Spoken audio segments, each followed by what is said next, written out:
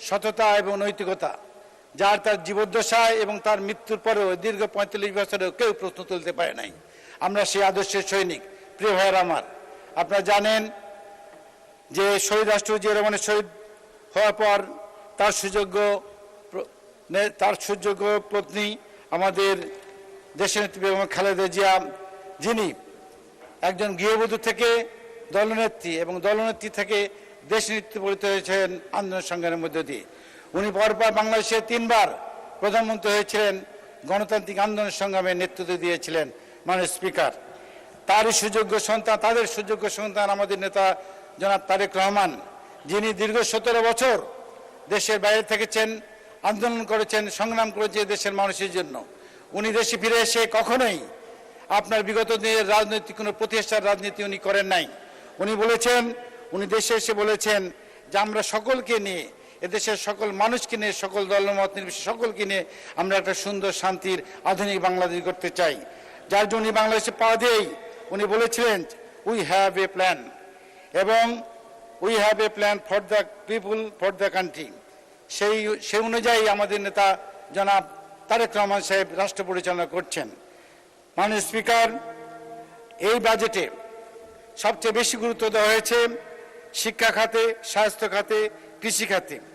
আমরা প্রত্যেকটা এদেশে যেগুলো পণ্য সামগ্রী উৎপন্ন হয় প্রত্যেকটা পণ্যের কর আপনার কমানো হয়েছে, এবং আমদানি নির্ভর পণ্যের কর বাড়ানো হয়েছে। এতে এদেশের নতুন নতুন উদ্যোক্তারা যারা আছে তারা উৎসাহিত হবে, এদেশের শিল্প কারখানা বিকশিত হবে, কলকারখানা স্থাপন হবে এবং আমাদের বেকার সমস্যার সমাধান হবে। মাননীয় স্পিকার, আমি আজকে যে বিষয়ে বলতে চাই, আমি ব্যক্তিগতভাবে মাননীয় শিক্ষামন্ত্রী মহোদয়ের দৃষ্টি আকর্ষণ করছি। আমি একজন শিক্ষক ছিলাম। আমরা দীর্ঘদিন আমাদের এই শিক্ষকদের দাবি দেওয়া নিয়ে আন্দোলন করেছি। আমাদের শিক্ষক নেতা, আমাদের মাননীয় জাতীয় সংসদ সচিব জনাব সেলিম মিয়া সাহেব সংসদে উপস্থিত আছেন। উনি একাধিকবার বক্তব্য রেখেছেন এবং শিক্ষকদের দাবি দেওয়া তুলে ধরেছেন। উনি ব্যাখ্যা করেছেন যে আমাদের জাতি গঠনের কারিগর এই শিক্ষকেরা, এই শিক্ষাকে যদি জাতীয়করণ করা হয় যে রাষ্ট্রের কোনো অতিরিক্ত পয়সা খরচ হবে না। যদি অতিরিক্ত পয়সা খরচ না হয় তাহলে আমার প্রশ্ন, কেন শিক্ষাকে জাতীয়করণ করা হচ্ছে না? আজকে শিক্ষাকে যদি জাতীয়করণ করা হতো তাহলে যে প্রশ্নগুলো আসছে, আজকে শিক্ষকদের মে মাসের বেতন এখনো হয় নাই, আজকে আপনাদের বিভিন্ন জায়গায় এই শিক্ষাকে নিয়ে যে বাণিজ্য করা হচ্ছে, বেসরকারি বিভিন্ন প্রতিষ্ঠানগুলো যদি জাতীয়করণ করা হয় তাহলে অবশ্যই এই ব্যবসা বাণিজ্য বন্ধ হয়ে যাবে। মাননীয় স্পিকার, তাই আমি বলতে চাই এই শিক্ষাকে জাতীয়করণ করা হোক। এবং আমি আরেকটা বিষয় বলতে চাই, কৃষিখাত নিয়ে। আমাদের এই বাজেটে কৃষিখাতকে সর্বাধিক গুরুত্ব দেওয়া হয়েছে। আজকে আমরা এলাকায় গেলে যেটা দেখতে পাই যে সার সিন্ডিকেটের কারণে আমাদের কৃষকেরা বঞ্চিত হয়। যেখানে ১,০০০ টাকার সারের বস্তা বাইরে ৫০০ টাকা না হয়। কাজে আমি মাননীয় প্রধানমন্ত্রী উপস্থিত রয়েছেন, কৃষিমন্ত্রীকে দেখতে পাচ্ছি না। আমি মাননীয় প্রধানমন্ত্রীর আহ্বান যাই, এদেশের কৃষক সমাজকে, এদেশের গ্রামীণ অর্থনীতি থেকে জাগাতে হলে অবশ্যই এই সার সিন্ডিকেটকে ভেঙতে হবে এবং তৃণমূল পর্যায়ে প্রত্যেকটা ইউনিয়নে একাধিক সার ডিল করতে হবে, যেখানে যারা যেই। ধন্যবাদ মাননীয় সদস্য। আচ্ছা, আর 2 মিনিট আপনাকে দেয়া হলো, শেষ করবেন দয়া করে। আমাদের প্রধানমন্ত্রী জনাব তারেক রহমান, আমরা এলাকায় গেলে সাধারণ মানুষের জানতে চায় যে আমার চিকিৎসার জন্য আমাকে কিছু টাকা দেন, আমার কিডনি নষ্ট, আমার হার্টের সমস্যা, আমার ক্যান্সার সমস্যা। আমরা তখন নির্বিকার হয়ে তাকিয়ে থাকি, সেই সামর্থ্য আমাদের নাই। আমাদের প্রধানমন্ত্রী এই বিষয়গুলো সামনে রেখে, আপনি নিশ্চয়ই দেখেছেন যে একটা হার্টের রিং পড়তে লাগতো 1,25,000 টাকা, সেটা 65,000 টাকা করা হয়েছে। একটা কিডনি ডায়ালিসিস করতে, কিডনি চেঞ্জ করতে, গতকাল আসছিল আমার কাছে একজন যারা কিডনি নষ্ট হয়ে গেছে, এই কিডনি কম টাকার জন্য প্রতিস্থাপন করেছে, সেই ব্যবস্থা রেখেছেন আমাদের প্রধানমন্ত্রী। একটা আপনার এই যে কি বলে হার্ট, কিডনি এবং ডায়ালিসিস কমিয়েছেন। তাই আমি বলতে চাই স্বাস্থ্য খাতে বিশাল বরাদ্দ দিয়েছেন, আমরা চাই এই স্বাস্থ্য খাতে বিশাল বরাদ্দ যথাযথ ব্যবহৃত হোক। আমরা শুনতে পাই আমরা শুনতে পাই যে আমাদের স্বাস্থ্যগত যে প্রোডাক্টগুলো আসে বিদেশ থেকে রিফ্যাব্রিক্স প্রোডাক্ট নিয়ে আসা হয়, যেটা দিয়ে আমাদের হাসপাতালগুলোতে ব্যবহার করার কারণে আমাদের দেশের রোগীরা আপনার আক্রান্ত হয় আরও অন্যান্য রোগে। তাই এক্ষেত্রে দৃষ্টি রাখার জন্য আহ্বান জানাচ্ছি। আমি আমাদের চলনবিল এলাকার সন্তান, আমি নদী নালা খাল বিল পরিবেষ্টিত এলাকা, কৃষি নির্ভর এলাকা আমার, এবং মৎস্য ভাণ্ডারখাত শস্য ভাণ্ডারকৃত আমাদের এলাকায়। আমি মাননীয় স্পিকার আপনার মধ্যে মাননীয় প্রধানমন্ত্রীকে আহ্বান জানাতে যাই, আমার এই চলনবিল এই এলাকায় যদি কৃষি নির্ভর শিল্প কারখানা করা যায় এবং এখানে প্রচুর মৎস্য উৎপাদন হয়, এই মৎস্য সংরক্ষণের জন্য যদি মৎস্য সংরক্ষণ করা যায় তাহলে আমাদের মৎস্য চাষিরা যেমন তাদের পণ্যের ন্যায্য মূল্য পাবে এবং আপনার এই পণ্য রপ্তানি করে এখানে মৎস্যভিত্তিক শিল্প কারখানা করলে অনেক বেকার সমস্যার সমাধান হবে। ধন্যবাদ মাননীয় সদস্য। আলোচনায় অংশগ্রহণ করবেন মুসাম্মদ সুরাইয়া জেরিন। মুসাম্মদ সুরাইয়া জেরিন, আপনার সময় 7 মিনিট। ধন্যবাদ আপনাকে। বিসমিল্লাহির রহমানির রহিম। মাননীয় স্পিকার, আপনাকে ধন্যবাদ। বক্তব্যের শুরুতেই আমি মহান আল্লাহ তাআলার দরবারে শুকরিয়া জ্ঞাপন করছি। মাননীয় স্পিকার, এই মহান জাতীয় সংসদে বৃহত্তর বগুড়ার নারীদের পক্ষ থেকে সবাইকে শুভেচ্ছা জানাই। সেই সাথে গণতান্ত্রিক, মানবিক, অন্তর্ভুক্তমূলক অর্থনীতির অভিযাত্রা প্রতিপাদ্য নিয়ে 2026-27 অর্থ বছরের প্রস্তাবিত বাজেটকে স্বাগত জানাচ্ছি। মাননীয় স্পিকার, বিনম্র শ্রদ্ধা জানাই মহান স্বাধীনতার ঘোষক, বাংলাদেশের সর্বাধিক জনপ্রিয় এবং সফল রাষ্ট্রনায়ক শহীদ প্রেসিডেন্ট জিয়াউর রহমান বীর উত্তমের প্রতি। গভীর শ্রদ্ধা জানাচ্ছি আমার অনুপ্রেরণা, আমার শক্তি, আমার সাহস, প্রিয় দরদি মানুষটিকে, আপসীন শব্দটি যার নামের সমর্থক হয়ে উঠেছিল সেই মহিষী দেশমাতা মরহুমা বেগম খালেদা জিয়ার প্রতি। মাননীয় স্পিকার, বগুড়ার কৃতি সন্তান মাননীয় প্রধানমন্ত্রীর প্রতি কৃতজ্ঞতা ও ধন্যবাদ জ্ঞাপন করছি আমাকে সংসদে কথা বলার সুযোগ করে দেওয়ার জন্য। মাননীয় স্পিকার, আমি সেই বগুড়ার কথা বলছি, বাংলার সব থেকে প্রাচীন জনপদ ও নগর কেন্দ্র, যা ছিল ফ্যাসিস্ট আওয়ামী লীগের সময় বৈষম্যের শিকার। মাননীয় স্পিকার, আওয়ামী ফ্যাসিস্ট দুঃশাসনে এক নাগারে 17 বছর ধরে উন্নয়ন বঞ্চিত আমাদের বগুড়া। অবহেলিত বগুড়ার উন্নয়নে গৃহীত সাম্প্রতিক সকল পরিকল্পনার জন্য আমি মাননীয় প্রধানমন্ত্রীকে বগুড়াবাসীর পক্ষ থেকে ধন্যবাদ জানাচ্ছি। সেই সাথে উন্নয়ন পরিকল্পনাগুলো দ্রুততার সহিত বাস্তবায়নের জন্য সংশ্লিষ্ট মন্ত্রণালয় ও দপ্তরগুলোর প্রতি বিনীত আহ্বান জানাচ্ছি। মাননীয় স্পিকার, জাতীয় বাজেট 2026-এর নানান দিক নিয়ে এই মহান জাতীয় সংসদে আলোচনা হয়েছে। আমিও বাজেট নিয়ে আমার কিছু ভাবনা তুলে ধরতে চাই। মাননীয় স্পিকার, এক কথাই বললে বাজেট একটি নির্দিষ্ট সময়ের প্রত্যাশিত আয় এবং ব্যয়ের আগাম আর্থিক পরিকল্পনা। মাননীয় স্পিকার, বাংলাদেশে জাতীয় বাজেট অত্যন্ত গুরুত্বপূর্ণ, কারণ এটি দেশের বার্ষিক আয় ও ব্যয়ের রূপরেখা এবং সরকারের আর্থিক ও উন্নয়ন অগ্রাধিকারগুলো নির্ধারণ করে। এটি নিত্যপণ্যের দাম, কর কাঠামো, কর্মসংস্থান, শিক্ষা, স্বাস্থ্য, অবকাঠামো উন্নয়নের মতো মৌলিক বিষয়গুলোর মাধ্যমে সরাসরি সাধারণ মানুষের দৈনন্দিন জীবন ও দেশের সামগ্রিক অর্থনীতিকে প্রভাবিত করে। মাননীয় স্পিকার, স্বাধীনতার পর 1972 সালে বাংলাদেশের প্রথম বাজেটের আকার ছিল 786 কোটি টাকা, যা ক্রমান্বয়ে বৃদ্ধি পেয়ে 2026-27 অর্থ বছরে 9,38,000 কোটি টাকায় দাঁড়িয়েছে।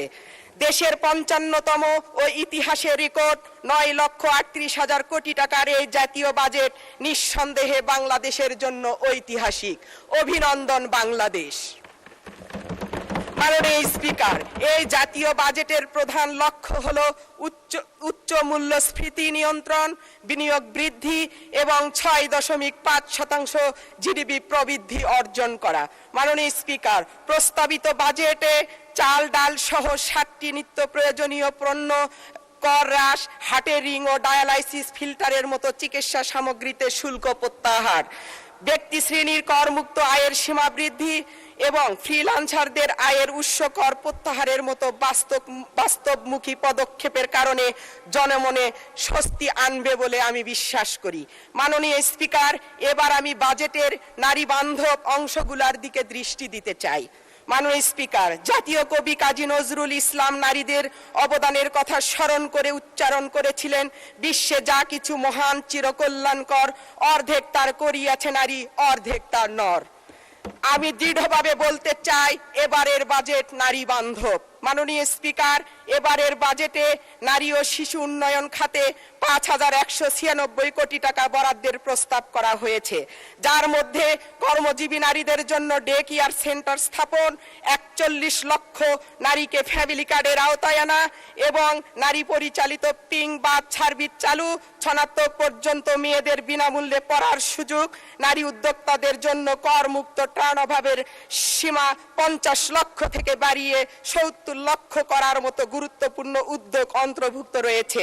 বাজেটে নারীদের জন্য এই যুগান্তকারী উদ্যোগগুলো অন্তর্ভুক্ত করায় আমরা নারীরা উচ্ছ্বাসিত। মাননীয় স্পিকার, সেই সাথে আরো কিছু বিষয় অন্তর্ভুক্ত করা যায় বলে আমি মনে করি। সহিংসতা রোধে তহবিল, নারীদের সাথে সংগঠিত সহিংসতা রোধে ওয়ান স্টপ ক্রাইসিস সেন্টারের সম্প্রসারণ এবং তৃণমূল পর্যায়ে মানসিক স্বাস্থ্য সহায়তা পর্যাপ্ত বরাদ্দ। মাননীয় স্পিকার, নারী উদ্যোক্তা ঋণ, গ্রাম অঞ্চলের নারী উদ্যোক্তাদের জন্য জামানতবিহীন সহজ শর্তে ঋণের ব্যবস্থা ও বিশেষ প্রণোদনা। বেসরকারি খাতে মাতৃত্বকালীন ভাতা, বেসরকারি প্রতিষ্ঠানে কর্মরত নারীদের জন্য মাতৃত্বকালীন ছুটি ৬ মাস নিশ্চিতকরণ এবং সরকারি সহায়তা প্রদান। গার্মেন্টস কর্মীদের স্বাস্থ্য সুরক্ষা, নারী পোশাক শ্রমিকদের জন্য স্যানিটারি সামগ্রী সহজলভ্য করা ও সুস্বাস্থ্য সুরক্ষায় বিশেষ ভর্তুকির বিষয়টি বিবেচনার অনুরোধ জানাচ্ছি। মাননীয় স্পিকার, পতিত ফ্যাসিস্ট হাসিনার দুঃশাসনের আরেক কুফল দেশব্যাপী মাদক ও ধূমপান আসক্তির ভয়াল বিস্তার। প্রস্তাবিত বাজেটে তামাকজাত পণ্য ও মদের ওপর কর আরোপ, সম্পূরক শুল্ক বাড়ানোর প্রস্তাব করা হয়েছে, যার ফলে সব ধরনের সিগারেটের ন্যূনতম খুচরা মূল্য এবং দেশি বিদেশি মদের দাম উল্লেখযোগ্যভাবে বৃদ্ধি পাবে। এছাড়া নতুন ও বিকল্প তামাক পণ্যের ওপর উচ্চ শুল্ক আরোপ করা হয়েছে। এই উদ্যোগকে আমি স্বাগত জানাচ্ছি এবং আশা করছি মাদক ও তামাকজাত দ্রব্যের আসক্তি কমাতে এটি গুরুত্বপূর্ণ ভূমিকা পালন করবে। মাননীয় স্পিকার, মাননীয় অর্থমন্ত্রী গত 11 জুন 2026 তার বাজেট বক্তৃতায় উল্লেখ করেছেন যে সরকার দ্বিতীয় যমুনা সেতু নির্মাণের পরিকল্পনা হাতে নিয়েছে। সেতুটি বগুড়া ও জামালপুর রুটে নির্মিত হলে এটি উত্তরবঙ্গের 16টি জেলার সাথে বৃহত্তর ময়মনসিংহ ও সিলেটের সরাসরি যোগাযোগ স্থাপন হবে। প্রস্তাবিত ধন্যবাদ মাননীয় সদস্য, আপনি বসেন, আপনার সময় শেষ। আচ্ছা ঠিক আছে, আর 1 মিনিট দেয়া হলো আপনাকে, শেষ করেন দয়া করে। যাচ্ছি মাননীয় স্পিকার, শেষ করেন প্লিজ। জি। 16টি জেলার সাথে বৃহত্তর ময়মনসিংহ সিলেটের সরাসরি যোগাযোগ স্থাপন করবে। প্রস্তাবিত দ্বিতীয় যমুনা সেতুটি বগুড়া জামালপুর রুটে নির্মাণের জন্য মাননীয় প্রধানমন্ত্রীর কাছে জোর দাবি জানাচ্ছি।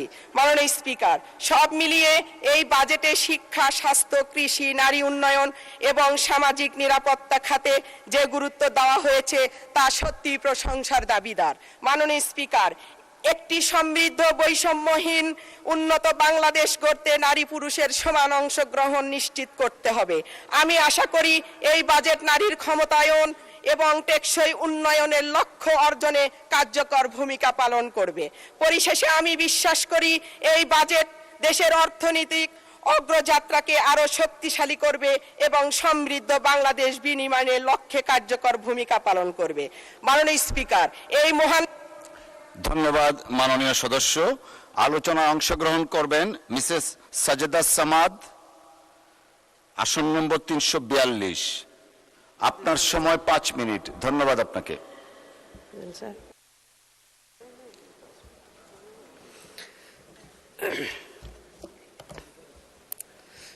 বিসমিল্লাহির রহমানির রহিম। মাননীয় স্পিকার, আপনাকে ধন্যবাদ আমাকে কথা বলার সুযোগ করে দেওয়ার জন্য। প্রথমেই আমি আল্লাহ রাব্বুল আলামিনের কাছে শুকরিয়া আদায় করছি যে উনি আমাকে এই মহান সংসদে আসার তৌফিক এনায়েত করেছেন। সেই সঙ্গে আমার দল জামাতে ইসলামীকে আমি কৃতজ্ঞতা জানাচ্ছি আমাকে সংরক্ষিত নারী আসনে মনোনীত করার জন্য। আমি মহান স্বাধীনতার যারা জীবন দিয়ে একটা স্বাধীন সার্বভৌমত্ব দেশ আমাদেরকে দিয়ে গেছেন তাদের প্রতি শ্রদ্ধা জ্ঞাপন করছি। সেই সঙ্গে 24-এর আন্দোলনে যারা শহীদ হয়েছেন, যাদের রক্তের উপর দাঁড়িয়ে, যাদের আত্মত্যাগের উপর দাঁড়িয়ে আজকে আমাদের এই ত্রয়োদশ জাতীয় সংসদ এবং এই সংসদে আমাদের পদচারণা, তাদেরকে গভীর শ্রদ্ধার সঙ্গে স্মরণ করে আমি আজকের বাজেটের উপর কথা বলতে চাচ্ছি। মাননীয় স্পিকার, 2026-27 অর্থ বছরের মোট 9,38,000 কোটি টাকা বাজেটের যে প্রক্ষালন করা হয়েছে, এটা জিডিপির 13.7%। বিগত যে কোনো সময়ের সময় এটা তুলনায় টাকার দিক থেকে, টাকার পরিমাণের দিক থেকে অনেক বেশি। কিন্তু এখানে যে গণতান্ত্রিক রাষ্ট্রের বাজেটের যে সিস্টেম, সেটা আমি কিছু অনিয়ম লক্ষ্য করছি বা যেটা আমার চোখে ধরা পড়েছে, আমি সেটা একটু আলোচনা করতে চাচ্ছি। মাননীয় স্পিকার, গণতান্ত্রিক রাষ্ট্রের মৌলিক দায়িত্ব হলো বাজেট জনগণের সাথে যোগাযোগ করে দিবে এবং এই বাজেট জনগণের যোগাযোগের মাধ্যমে জনগণকে জানিয়ে দিবে যে অতীতে কি ছিল, বর্তমানে কি আছে এবং ভবিষ্যতে তাদের জন্য আমরা এই বাজেটের মাধ্যমে কি করতে চাচ্ছি। মাননীয় স্পিকার, 26-27 অর্থ বছরের বাজেটের 10টি অগ্রাধিকার দেওয়া হয়েছে। সেই অগ্রাধিকার মধ্যে স্পষ্ট করা হয়নি যে কতটা কর্মসংস্থান সৃষ্টি হবে, কত বিনিয়োগ আসবে, কত সময়ের মধ্যে মূল্যস্ফীতি আসবে, কত নতুন করদাতা যুক্ত হবে এবং কোন সূচকের মাধ্যমে সাফল্য পরিমাণ করা যাবে তা অস্পষ্ট। মাননীয় স্পিকার, বাজেটের মূল উদ্দেশ্য হচ্ছে জনগণকে বোঝানো বা স্পষ্ট করা যে তাদের করের টাকা কে খরচ করছে, কেন খরচ করছে, কারা খরচ করছে, কিভাবে করছে এবং এর বিনিময়ে তারা কি পাবেন, জনগণ কি পাবেন, এটা স্পষ্ট করা দরকার। যেখানে আমরা বিগত ফ্যাসিস্ট সরকারের আমলে আমরা দেখেছি যে বাজেটে ঋণ খিলাপির উচ্চ হার, যেটা এখনো আমরা এই বাজেটে পরিলক্ষিত হয়েছে এবং যেটা আমরা দেখতে পাচ্ছি একই। 2 নম্বর, ব্যাংকিং খাতে আস্থার সংকট তৈরি। মাননীয় স্পিকার, যেটা এখন না বললেই নয় যে আসলে বাংলাদেশে এই ব্যাংকিং খাত অস্থিরতা শুরু হয়েছে, কেন জানি সেটা আর শেষই হতে চাচ্ছে না, বরং আরো নতুন করে উত্তর আরো বৃদ্ধি পাচ্ছে, যেখানে জনগণ বা গ্রাহকরা তাদের টাকা নিয়ে শঙ্কিত আছে। এরকম চলতে থাকলে কোনো এক সময় হয়তোবা জনগণ তাদের টাকা ব্যাংকে রাখতে আর উৎসাহিত হবে না বা রাখতে চাইবে না। দুর্নীতি নিয়ন্ত্রণের দুর্বলতা। মাননীয় স্পিকার, ফ্যাসিস্ট সরকারের সময় থেকে শুরু করে যাবৎ পর্যন্ত যে দুর্নীতি শুরু হয়েছে, তারপর থেকে এখনো পর্যন্ত যে দুর্নীতি চলছে, সেই দুর্নীতি নিয়ন্ত্রণ করার জন্য কোনো নিয়ম নীতি কিংবা কোনো আগ্রহ আমরা বর্তমান সরকারের সময় আমরা দেখতে পাচ্ছি না। এরপরে উন্নয়ন পরিকল্পনা বাস্তবায়নে অদক্ষতা। মাননীয় স্পিকার, এখানে না বললেই নয়, সেটা হচ্ছে আমি আজকে শুনতে পাচ্ছি পার্লামেন্টে যে সবার আগে বাংলাদেশ, বাংলাদেশের মানুষ। তখন আমি এখানে বসে বসে চিন্তা করছি আমি আসলে কোন বাংলাদেশে বসবাস করছি, আমি কি বাংলাদেশের বাহিরের জনশক্তি নাকি? তার কারণ আমি বাংলাদেশের সংসদ সদস্য হওয়ার পরে সবার আগে যদি বাংলাদেশের মানুষ হয়, তাহলে আমার এলাকার মানুষরা আমার বরাদ্দ থেকে কেন বঞ্চিত হলো? তাহলে আমি কোন বাংলাদেশের মানুষ? মাননীয় স্পিকার, আমাকে বঞ্চিত করা অর্থ হচ্ছে আমি আমার যে জনগণ আমার উপর আস্থা রেখে আমাকে পার্লামেন্টে আসার জন্য সুযোগ করে দিয়েছে, তাদেরকে বঞ্চিত করা।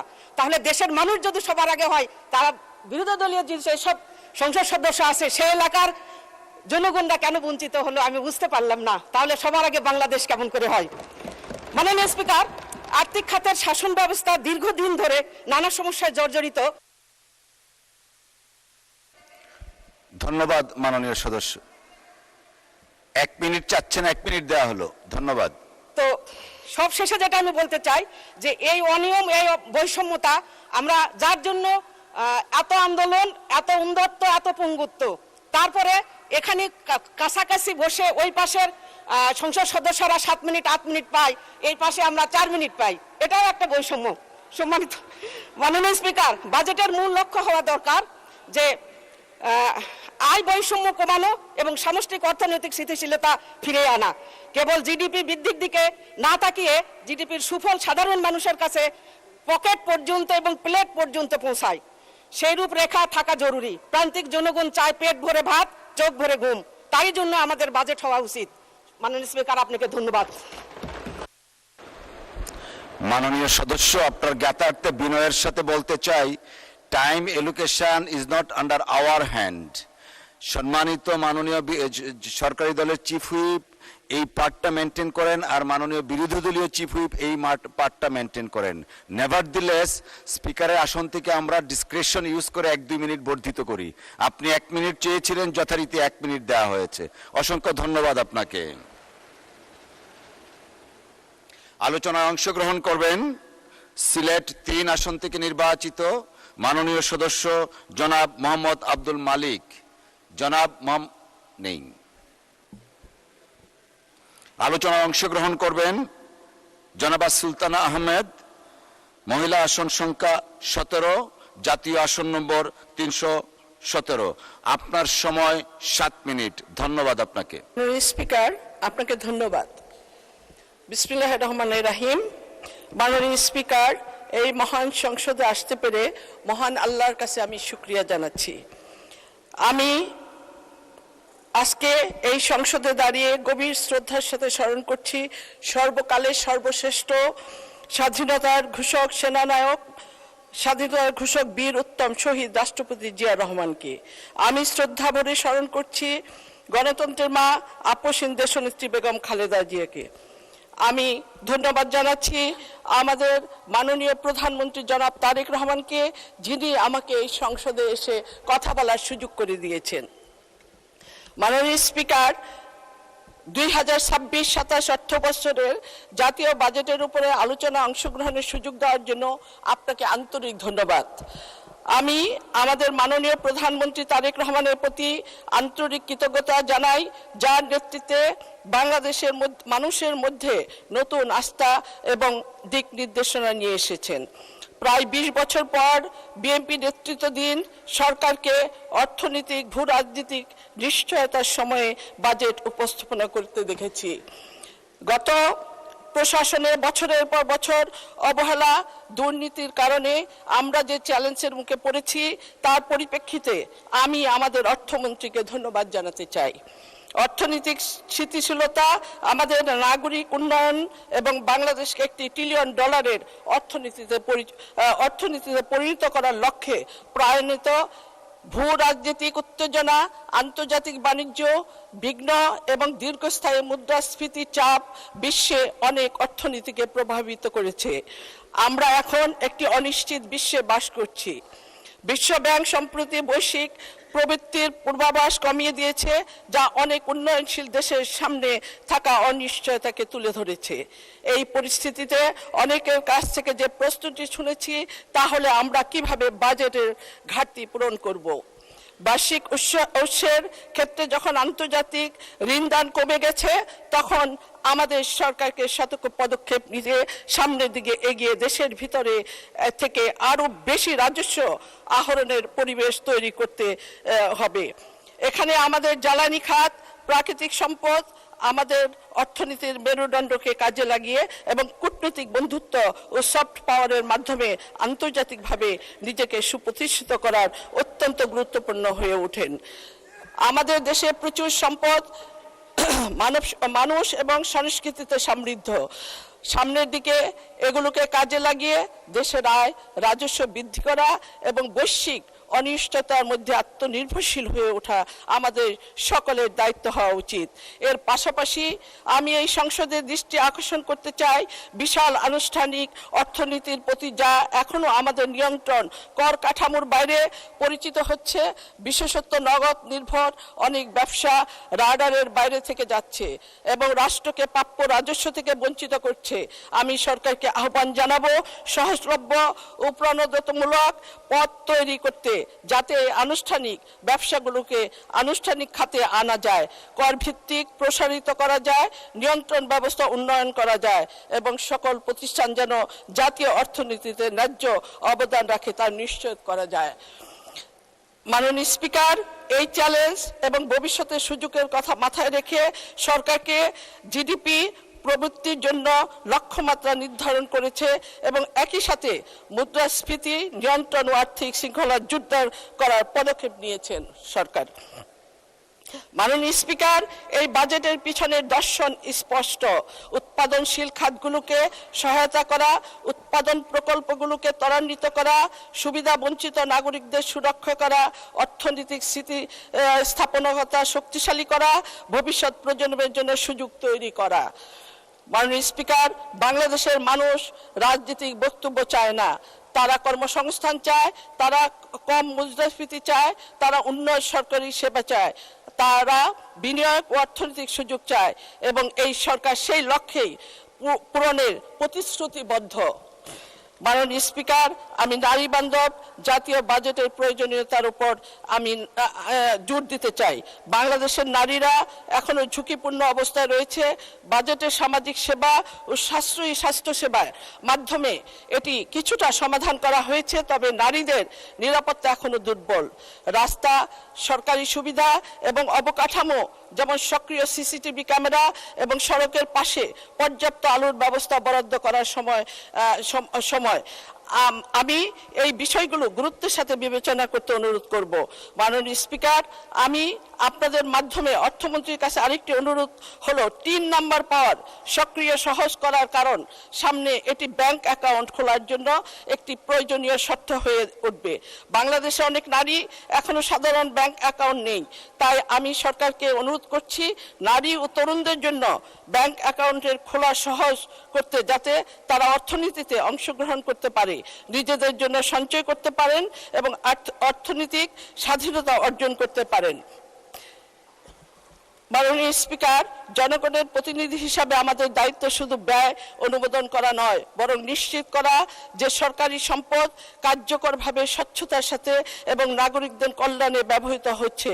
আমি দৃঢ়ভাবে বিশ্বাস করি যে এই বাজেট সেই লক্ষ্য পূরণের সহায়ক।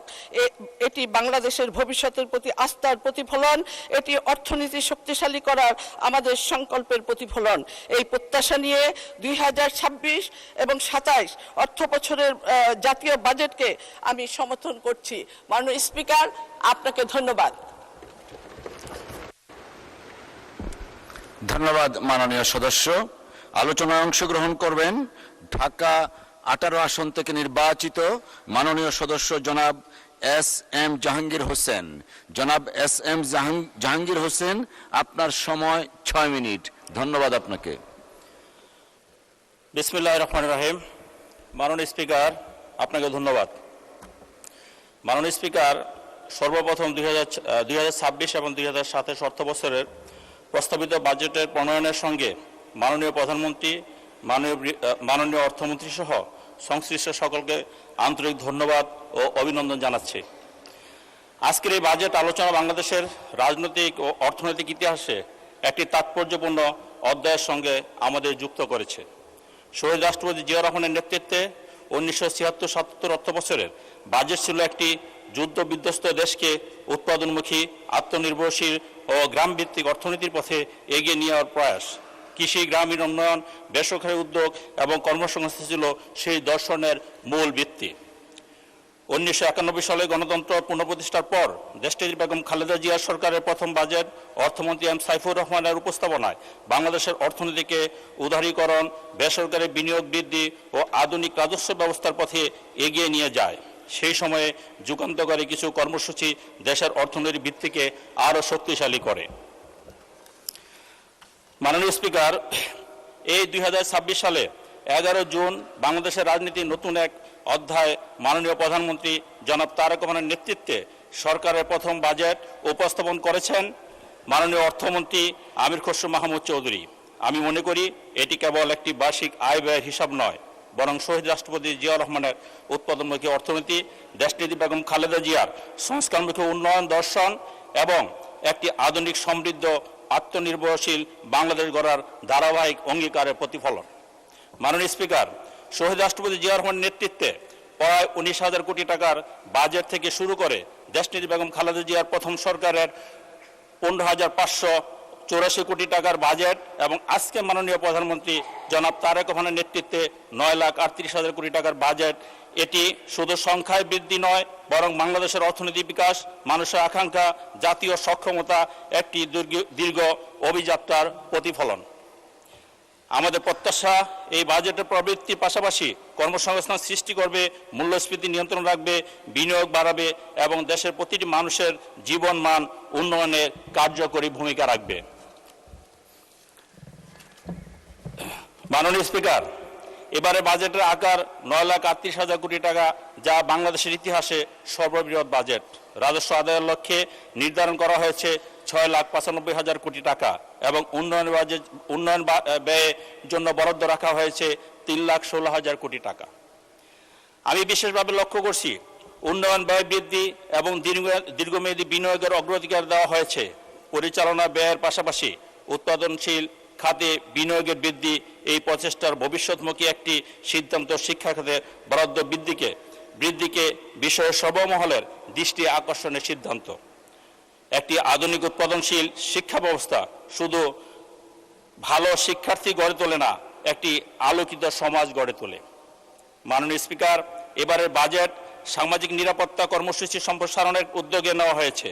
বয়স্ক, বিধবা, প্রতিবন্ধী, সুবিধাবঞ্চিত মানুষের জন্য নিরাপত্তা বলয় আরও শক্তিশালী করার প্রচেষ্টা গ্রহণ করা হয়েছে। একটি কল্যাণমুখী রাষ্ট্র দায়িত্ব শুধু প্রবৃত্তি অর্জন করা নয়, বরং সমাজে পিছিয়ে পড়া মানুষের পাশে দাঁড়ানো এবং তাদের জন্য মর্যাদাপূর্ণ জীবন নিশ্চিত করা। ফ্যামিলি কার্ড, কৃষক কার্ডের মাধ্যমে দেশের প্রতিটি জনগণের দোরগোড়ায় রাষ্ট্রের সেবা পৌঁছিয়ে দেব ইনশাআল্লাহ। মাননীয় স্পিকার, একটি বাজেটের সফলতা তখনই আসে যখন উন্নয়নের সুফল সমাজের প্রতিটি স্তরে পৌঁছে যায়। যখন কৃষক তার উৎপাদিত ফসলের ন্যায্য মূল্য পান, তখন অর্থনীতি শক্তিশালী হয়। যখন একজন ক্ষুদ্র উদ্যোক্তা সহজ শর্তে ব্যবসা শুরু করতে পারেন, তখন কর্মসংস্থান তৈরি হয়। যখন একজন শিক্ষার্থী আধুনিক শিক্ষার সুযোগ পায়, তখন দেশের ভবিষ্যৎ শক্তিশালী হয়। যখন একজন রোগী উন্নত স্বাস্থ্যসেবা পান, তখন পরিবার নিরাপত্তা পায়। যখন একটি নতুন সড়ক, সেতু, পরিবহন ব্যবস্থা গড়ে ওঠে, তখন শুধু যোগাযোগ বাড়ে না, ব্যবসা বাণিজ্য, শিল্প বিনিয়োগের নতুন সুযোগ সৃষ্টি হয়। আমি মনে করি এবারে বাজেট এই সমন্বিত উন্নয়নের চিন্তার প্রতিফলন হয়েছে। মাননীয় স্পিকার, আমি আনন্দের সঙ্গে লক্ষ্য করছি নতুন উদ্যোক্তা সৃষ্টি, ক্ষুদ্র মাঝারি উদ্যোক্তার উৎসাহিত করার জন্য বিভিন্ন উদ্যোগ গ্রহণ করা হয়েছে। উদ্যোক্তা উন্নয়ন, এসএমই সহায়তা, সৃজনশীল অর্থনীতি, কর্মকাণ্ডে বিনিয়োগ নতুন কর্মসংস্থানের সুযোগ সৃষ্টি করবে বলে আমরা আশা করি। আজকের পৃথিবীতে একটি ভালো ধারণা একটি বড় শিল্প প্রতিষ্ঠানের জন্ম দিতে পারে। তাই মেধা, দক্ষতা, উদ্ভাবনে বিনিয়োগই আগামী দিনের অর্থনীতির ভিত্তি। মাননীয় স্পিকার, বাজেট শুধু অর্থনীতির দলিল নয়, একটি দেশের চরিত্রের আয়না। একটি রাষ্ট্র কাকে অগ্রাধিকার দিচ্ছে, কাদের স্বপ্নকে গুরুত্ব দিচ্ছে এবং ভবিষ্যৎকে কিভাবে দেখতে চায়, তার সবচেয়ে বড় উত্তর লুকিয়ে আছে জাতীয় বাজেটে। মাননীয় প্রধানমন্ত্রী জনাব তারেক রহমান এদেশ গড়ার আসর মাস্টার প্ল্যান এই বাজেটে প্রতিফলন হয়েছে।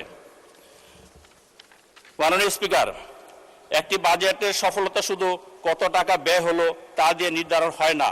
একটি বাজেটের সফলতা নির্ধারণ হয় কত মানুষের জীবনে নতুন সুযোগ সৃষ্টি হলো, কত মানুষের কষ্ট লাঘব হলো এবং ভবিষ্যতের জন্য কতটা শক্ত ভিত্তি নির্মাণ করা হলো তার মাধ্যমে। আমি বিশ্বাস করি 2026-27 অর্থ বছরের প্রস্তাবিত বাজেট মূল্যস্ফীতি। ধন্যবাদ মাননীয় সদস্য। ঠিক আছে, দেওয়া হলো 2 মিনিট। ধন্যবাদ। আমি বিশ্বাস করি 2026-2027 অর্থ বছরের প্রস্তাবিত বাজেটে মূল্যস্ফীতি নিয়ন্ত্রণ, কর্মসংস্থান সৃষ্টি, মানব সম্পদ উন্নয়ন, বিনিয়োগ বৃদ্ধি এবং একটি সমৃদ্ধ আত্মমর্যাদাশীল উন্নত বাংলাদেশ গঠনের ক্ষেত্রে গুরুত্ব ভূমিকা রাখবে। আমি আবারও বাজেটের সাথে সম্পৃক্ত সকলকে শুভেচ্ছা জানাচ্ছি এবং আমাদের মাননীয় প্রধানমন্ত্রী একটি উক্তি, করব কাজ গর্ব দেশ, সবার আগে বাংলাদেশ। মাননীয় স্পিকার, আমি আমার এলাকার কিছু কথা বলি। আপনারা জানেন ঢাকা 18 আসন 14টি ওয়ার্ড নিয়ে গঠিত, সেখানে একটি ওয়ার্ড শুধু আধুনিকতা ছোঁয়া পেয়েছে, বাকি 11টি ওয়ার্ড আমাদের আধুনিকতা কোনো ছোঁয়াই নেই। 2017 সনে সেই ওয়ার্ডগুলো আমাদের ইউনিয়ন কাউন্সিল থেকে সিটি কর্পোরেশনে এসেছে, কিন্তু আমরা সিটি কর্পোরেশনে এমপি হয়ে মহা বিপদে পড়েছি।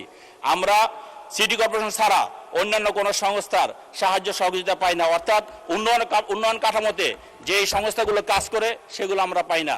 মাননীয় প্রধানমন্ত্রীর কাছে আমি অনুরোধ করব, আমরা ঢাকা সিটি কর্পোরেশনে যারা এমপি জনগণ যাদেরকে এমপি বানিয়েছে, আপনি যাদেরকে নমিনেশন দিয়েছেন, তারা যাতে এলাকায় উন্নয়নমূলক কাজ করতে পারে সেদিকে মাননীয় প্রধানমন্ত্রীর দৃষ্টি আকর্ষণ করে বলছি। আমি মাননীয় প্রধানমন্ত্রীকে ধন্যবাদ জানাচ্ছি যে তিনি যানজট নিরসনের জন্য গতকালকে একটি প্রস্তাবনা রেখেছেন, একটি নির্দেশনা দিয়েছেন যে ঢাকা শহরে যত বাস স্টপগুলো আছে, ইন্টার ডিস্ট্রিক্টে যত বাস ঢাকাতে ঢোকে সেগুলো ঢাকা ঢুকতে পারবে না, তাদের বাস স্ট্যান্ডগুলো বাহির হবে। সেই জন্য আমি আমার আসনের সকলের পক্ষ থেকে মাননীয় প্রধানমন্ত্রীকে ধন্যবাদ জানাচ্ছি। আমি আরেকটি কথা বলি, আমার বক্তব্য শেষ করব, সেটা হলো মাননীয় স্বরাষ্ট্র মন্ত্রণালয়ে যে বরাদ্দ দেওয়া হয়েছে, আমরা যখন পুলিশকে বলি মাদকদ্রব্য নিয়ন্ত্রণ করার জন্য, সন্ত্রাস নিয়ন্ত্রণ করার জন্য, কৃষকগণ নিয়ন্ত্রণ করার জন্য, তখন থানার ওসিরা বলে, ডিসিরা বলে যে আমাদের যাতায়াতের জন্য গাড়ি নেই। আমি মাননীয় প্রধানমন্ত্রীকে বলবো, দয়া করে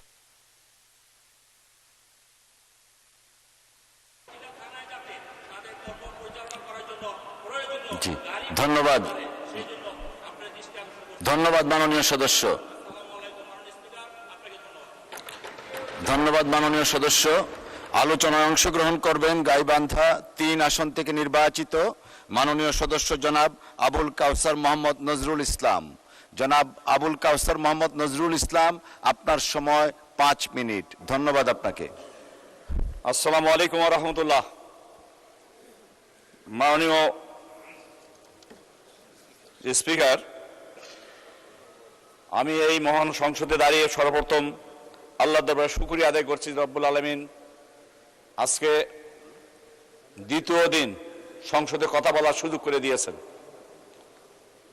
আমি 91 থেকে 5 বার বিগত সংসদ নির্বাচন করে এবার 5মবারে নির্বাচিত হয়েছি এবং বাংলাদেশ সৃষ্টি হওয়ার পর থেকে ওই এলাকার জামাত ইসলামী বিএনপির কোনো এমপি ছিল না। এলাকার এই জন্য উন্নয়ন হয়নি। মাননীয় স্পিকার, জনগণ এবার বড় প্রত্যাশা করেছেন, বড় আশা করছেন, এলাকার উন্নয়নের জন্য তারা চেয়ে আছেন। আজকে যে বাজেট আলোচনা, অনেক বড় বাজেট হয়েছে। আমি শুধু এতটুকু বলবো, আমাদের বিরোধী দলের নেতার বক্তব্য হলো বাজেট থেকে শুরু করে যে কোনো বিষয়ের জনগণের স্বার্থ যেখানে জড়িত আছে সেখানে আমরা তার পক্ষে থাকব, জনগণের স্বার্থ বিরোধী হলে আমরা তার বিরোধিতা করব। এই চিন্তা চেতনা নেই আমরা আজকে সংসদে কথা বলছি। মাননীয় স্পিকার, আমি বলতে চাই যে স্বাস্থ্য খাতে 69,402 কোটি টাকা বরাদ্দ হয়েছে।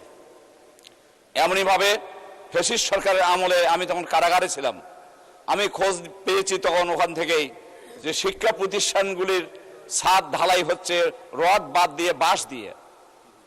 এই দীর্ঘ এত বড় বাজেট এবার যে আমাদের হয়েছে, আসলে কি এই বাজেটের টাকা দিয়ে বিভিন্ন প্রতিষ্ঠানের কি লুটপাট হবে না প্রকৃতপক্ষে কাজ হবে? এটাই জনগণ প্রত্যাশা করছে, জনগণ এটাই আশা করে। আজকে সংসদে আমি সেই আশা করি যাতে করে বিগত ফ্যাসিস্ট সরকারের মতন এবারের বাজেটের টাকা লুটপাট না হয়। সম্মানিত মাননীয় স্পিকার, আমি বলতে চাই পলাশবাড়ি সাদুল্লাপুর আমার নির্বাচনী এলাকার হাসপাতাল দুটির দৃশ্য অত্যন্ত করুণ। এই উপজেলা দুটির কমিউনিটি যে সেন্টারগুলি আছে এখানে ডাক্তার নিয়মিত নেই, সেখানে চিকিৎসা নেই, ঔষধ নেই, ঘর দরজা বেহাল অবস্থায় পড়ে আছে। জনগণ এগুলি সংস্কার দেখতে চায়। আমি সাদুল্লাপুরের জন্য জোর দাবি জানাচ্ছি, পার্শ্ববর্তী গাইবান্ধা সদরে পৌরসভা আছে, সুন্দরগঞ্জ আছে, পীরগঞ্জ আছে, পলাশবাড়ি আছে, কিন্তু সাদুল্লাপুরের মাঝখানে তার কোনো পৌরসভা নেই। পৌরসভা না থাকার কারণে এখানে রাস্তাঘাট থেকে শুরু করে বিভিন্ন শিক্ষা প্রতিষ্ঠানের দুর্দশাগ্রস্ত অবস্থা আছে। মাননীয় স্পিকার, আমি আজকে এই সংসদে জোর দাবি জানাচ্ছি যে খুব তাড়াতাড়ি যাতে সাদুল্লাপুরের পৌরসভাটা হয়। জনগণ অনেক আশা করে বসে আছেন। মাননীয় স্পিকার, এর সঙ্গে আমি দিনাজপুরের ঘোড়াঘাট থেকে শুরু করে যে রাস্তাটা পলাশবাড়ির মাঝ দিয়ে গাইবান্ধা চলে গিয়েছে, এই রাস্তাটা 4 লাইন হওয়ার জন্য আমি জোর দাবি জানাচ্ছি। এর সঙ্গে আমি যেহেতু শিক্ষকতা করেছি 41 বছর, একটি ফাজিল ডিগ্রি মাদ্রাসার প্রিন্সিপালের দায়িত্ব পালন করেছি, আজকে শিক্ষকের দিক তাকানো যাচ্ছে না। তারা আন্দোলনে নেমেছে, তারা ঝড় বৃষ্টি রোদের মধ্যে তারা বেতনের জন্য তারা আজও ময়দানে আছে। স্কুল আছে, কলেজ আছে, ইফতারি মাদ্রাসাগুলি আছে।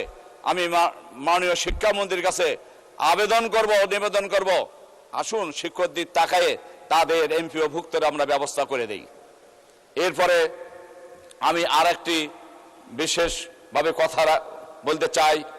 আমাদের এই যমুনা সেতুর যে ব্রিজ হওয়ার পরিকল্পনা হয়েছে, এটা যাতে করে বালাসী ঘাটেই এই ব্রিজটা হয়, তাহলে উত্তরবঙ্গের কয়েকটি জেলা আমরা উপকৃত হব। আজকে এই মহান সংসদে আমি এই দাবি পেশ করছি। সম্মানিত মাননীয় স্পিকার, আমি পরিশেষে আরেকটি কথা বলতে চাই। সবচেয়ে নিম্নমানের চাকরি কর্মচারী হলো গ্রাম্য পুলিশ। এদের বেতন ভাতা কত? এদের কয়েক ঘন্টা কর্ম করে এরা? একটু বার কি আমরা তাকিয়ে দেখি না এদের দিকে? এরা কিভাবে চলে? এরা রাতে ডিউটি করে, দিনে করে, চেয়ারম্যান ডাকলে যায়, মেম্বার ডাকলে যায়, থানা ডাকলে যায়, সব জায়গাতে এরা যায়, কিন্তু এদের বেতন কত? আমি মাননীয় প্রধানমন্ত্রীর দৃষ্টি আকর্ষণ করছি, এই বিষয়টা আমাদের এই গরিবদের দিকে তাকায়া তাদের একটু বেতন। ধন্যবাদ মাননীয় সদস্য। আলোচনায় অংশগ্রহণ করবেন কিশোরগঞ্জ 6 আসন থেকে নির্বাচিত মাননীয় সদস্য এবং মাননীয় প্রতিমন্ত্রী জনাব শরীফুল আলম। জনাব শরীফুল আলম, আপনার সময় 6 মিনিট। ধন্যবাদ আপনাকে। মাননীয় স্পিকার, আপনাকে ধন্যবাদ। আসলে আমি তো জানি না, আমাকে ইনফর্ম করেন আজকে। মাননীয় সদস্য, আমাকে স্লিপ পাঠানো হয়েছে মাননীয় চিফ হুইপ বা হুইপের কাছ থেকে। সো আপনি যদি না রাখতে চান অন্য কেউ আসবেন। ধন্যবাদ মাননীয় স্পিকার, যেহেতু আপনি সময় দিয়েছেন আমি বলে ফেলছি। জি, অসংখ্য ধন্যবাদ। বিসমিল্লাহির রহমানির রহিম। মাননীয় স্পিকার, আপনাকে ধন্যবাদ। আজকে 2026-27 অর্থ বছরের বাজেট সম্পর্কে সাধারণ আলোচনায় আমাকে সুযোগ দেওয়ার জন্য আপনাকে ধন্যবাদ। এবারের বাজেট আমাদের দেশের মানুষের গণতান্ত্রিক যে অগ্রযাত্রার একটি কাঙ্ক্ষিত নির্বাচন হয়ে গেল। সেই নির্বাচনে দেশের মানুষ ভোট দিয়ে অনেক দিন পর, অনেক রক্তের দামে, অনেক চড়া মূল্যে অর্জিত এই গণতন্ত্র এবং গণতান্ত্রিক সরকার প্রতিষ্ঠার পর আমাদের এই সরকারের প্রায় 4 মাসের মাথায় আমাদের এই বাজেট দিতে হয়েছে। আমি প্রথমে আমার বক্তব্যের শুরুতে পরম করুণাময় আল্লাহ তাআলার প্রতি কৃতজ্ঞতা জানাচ্ছি। আমাদের জনগণের ভোটে নির্বাচিত সরকার মাননীয় প্রধানমন্ত্রী জনাব তারেক রহমানের নেতৃত্বে মাননীয় অর্থমন্ত্রী এবারের যে বাজেট উপস্থাপন করেছেন, স্বাধীনতার পর অনেক বাজেট আমরা দেখেছি। আমাদের বিএনপি সরকারেরও অনেক বাজেট দেওয়ার অভিজ্ঞতা রয়েছে এই পার্লামেন্টে। আমরা আজকে গর্ব করে বলতে পারি, মাননীয় প্রধানমন্ত্রী যেদিন বাংলাদেশে পদার্পণ করেছিলেন, যেদিন ঢাকার সবচেয়ে বড় রাজপথ 300 ফিটে জনগণের লাখো জনতার সমাবেশে উনি যেভাবে মানুষের সামনে বক্তব্যের এক পর্যায়ে বলেছিলেন আই হ্যাভ এ প্ল্যান, আজকে তার একটি বাস্তব প্রমাণ এবং বাস্তব একটা দৃশ্যমান এই আই হ্যাভ এ প্ল্যানের যে পরিকল্পনা উনি বলেছেন এটা সফল বাস্তবায়ন আমরা যেমনিভাবে এই 4 মাসের সরকারের মাথায় আমরা দেখেছি উনি বাজেট ঘোষণার পূর্বেই ওনার পরিকল্পনার যে দৃশ্যমান অগ্রগতি আমরা লক্ষ্য করেছি সেগুলো আমরা প্রতিনিয়ত আমরা বিভিন্ন কর্মকাণ্ডে কর্মসূচিতে যেমনিভাবে দেখছি এবং দেখাচ্ছি সরকারের পক্ষ থেকে এটার প্রমাণ আমরা বাজেটেও প্রতিফলন দেখেছি। আজকে আমি বলতে চাই আমরা গর্ব করে বলে থাকি আজকে যে বাজেট ঘোষণা হয়েছে জাতীয়তাবাদী দলের সরকার, এমনিভাবে শহীদ রাষ্ট্রপতি জিয়া রহমান যখন আমাদের নেতা প্রয়াত রাষ্ট্রপতি উনি যখন বাজেট ঘোষণা করেছেন সেই বাজেট এবং সেই বাজেটের পরবর্তী রাষ্ট্র পরিচালনার ইতিহাস যদি আমরা পর্যালোচনা করি স্বাধীনতার পরে যত সরকার এসেছে সেই 3.5 বছরের শাসনামলকেও বাংলাদেশের একটি স্বর্ণযুগ বলা হয়ে থাকে। আজকে তার ধারাবাহিকতায় মাননীয় প্রধানমন্ত্রী যতবার দেশনেত্রী বেগম খালেদা জিয়া আজকে দুনিয়াতে না উনি যতবার বাজেট দিয়েছেন প্রত্যেকটা সময় এই বাজেট জনগণের জন্য বাজেট হয়েছে, জনগণ অত্যন্ত আনন্দ চিত্তে গ্রহণ করেছে, আমরা তার সফল বাস্তবায়ন দেখেছি। আজকে এই বাজেট ঘোষণার পর আমরা কি দেখলাম প্রতিক্রিয়ায়, আজকে সাধারণ জনগণ বলেন আর যেখানেই যায় ব্যবসায়ী বলেন প্রতিটা সেক্টরে যেভাবে এই বাজেটকে স্বাগত জানিয়েছে অতীতের ইতিহাস পর্যালোচনা করে কখনো আমরা দেখি নাই বাজেটকে এভাবে জনগণ গ্রহণ করতে। আমি মাননীয় প্রধানমন্ত্রীর নির্দেশে গত 2 দিন যাবত বাজার দ্রব্যমূল্য আমরা দেখার জন্য আমি ওনার নির্দেশে বিভিন্ন বাজারে গিয়েছি, বিভিন্ন জায়গায় দেখেছি। 2-1টা পত্রপত্রিকা অনেক জায়গায় কিছু কথা বলা হয়েছে, কিন্তু বাস্তব চিত্র হলো মানুষ অত্যন্ত খুশি। আজকে অনেক জায়গায় অনেকে অনেক কথা বলেন বাজেট নিয়ে, বিশেষ করে আমার বিপক্ষ বন্ধুরা বিভিন্ন বক্তৃতা বিভিন্ন বিবৃতিতে বাজেটের বিরুদ্ধে অনেক কথা বলছেন। আজকে আমরা দেখলাম কি আমরা এই বাজেটে যে কথা আমরা বলেছি আজকে সামাজিক অর্থনৈতিক ব্যবসায়িক সকল ক্ষেত্রে যেই ধরনের করের ছাড় দেওয়া হয়েছে বিশেষ করে শিল্পায়নের ক্ষেত্রে দেশীয় শিল্পকে সমৃদ্ধ করার জন্য যেভাবে উৎসকর এআইটি সহ বিভিন্ন ধরনের ট্যাক্সের রিলিফ দেওয়া হয়েছে আজকে আমি মনে করি বাংলাদেশের শিল্পায়নের ক্ষেত্রে দেশীয় শিল্পকে মজবুত করার ক্ষেত্রে এই বাজেট একটা সফল এবং সুন্দর ভূমিকা রাখবে। আজকে সামাজিক যে অর্থনীতি সেটাকে মজবুত করার জন্য আজকে যেমনিভাবে ফ্যামিলি কার্ড, কৃষক কার্ড, ওলামায়ে কেরাম সহ ধর্মীয় বিশেষ ব্যক্তিত্ব সহ খাল কাটা কর্মসূচি সহ সর্বক্ষেত্রে গ্রামীণ অর্থনীতি গ্রামীণ অবকাঠামোকে মজবুত করার জন্য যেই কথা বলা হয়েছিল সেই কর্মসূচি বাস্তবায়ন করার জন্য বাজেটে আমরা আজকে লক্ষ্য করলাম অনেক বরাদ্দ রাখা হয়েছে। আজকে তাই বলতে চাই শুধু বিরোধিতার খাতিরে বিরোধিতা নয়, আমরা আসুন এই বাজেটকে দেশবাসী গ্রহণ করেছে। আজকে আমরা পার্লামেন্টে একরকম কথা বলবো, রাষ্ট্রপতিকে বাজেটকে নিয়ে আপনারা অনেক ধরনের কথা বলে থাকেন। তাই আজকে বলতে চাই মাননীয় প্রধানমন্ত্রী এদেশের মানুষের সামনে যে কমিটমেন্ট করেছেন সেই কমিটমেন্টকে বাস্তবায়ন করার জন্য 9,38,000 কোটি টাকার যে বাজেট জনগণের সামনে দিয়েছেন অতীত রেকর্ড হলো যে বাজেট বিএনপি দিয়েছে প্রত্যেকটি বাজেট সফলভাবে বাস্তবায়ন করেছে।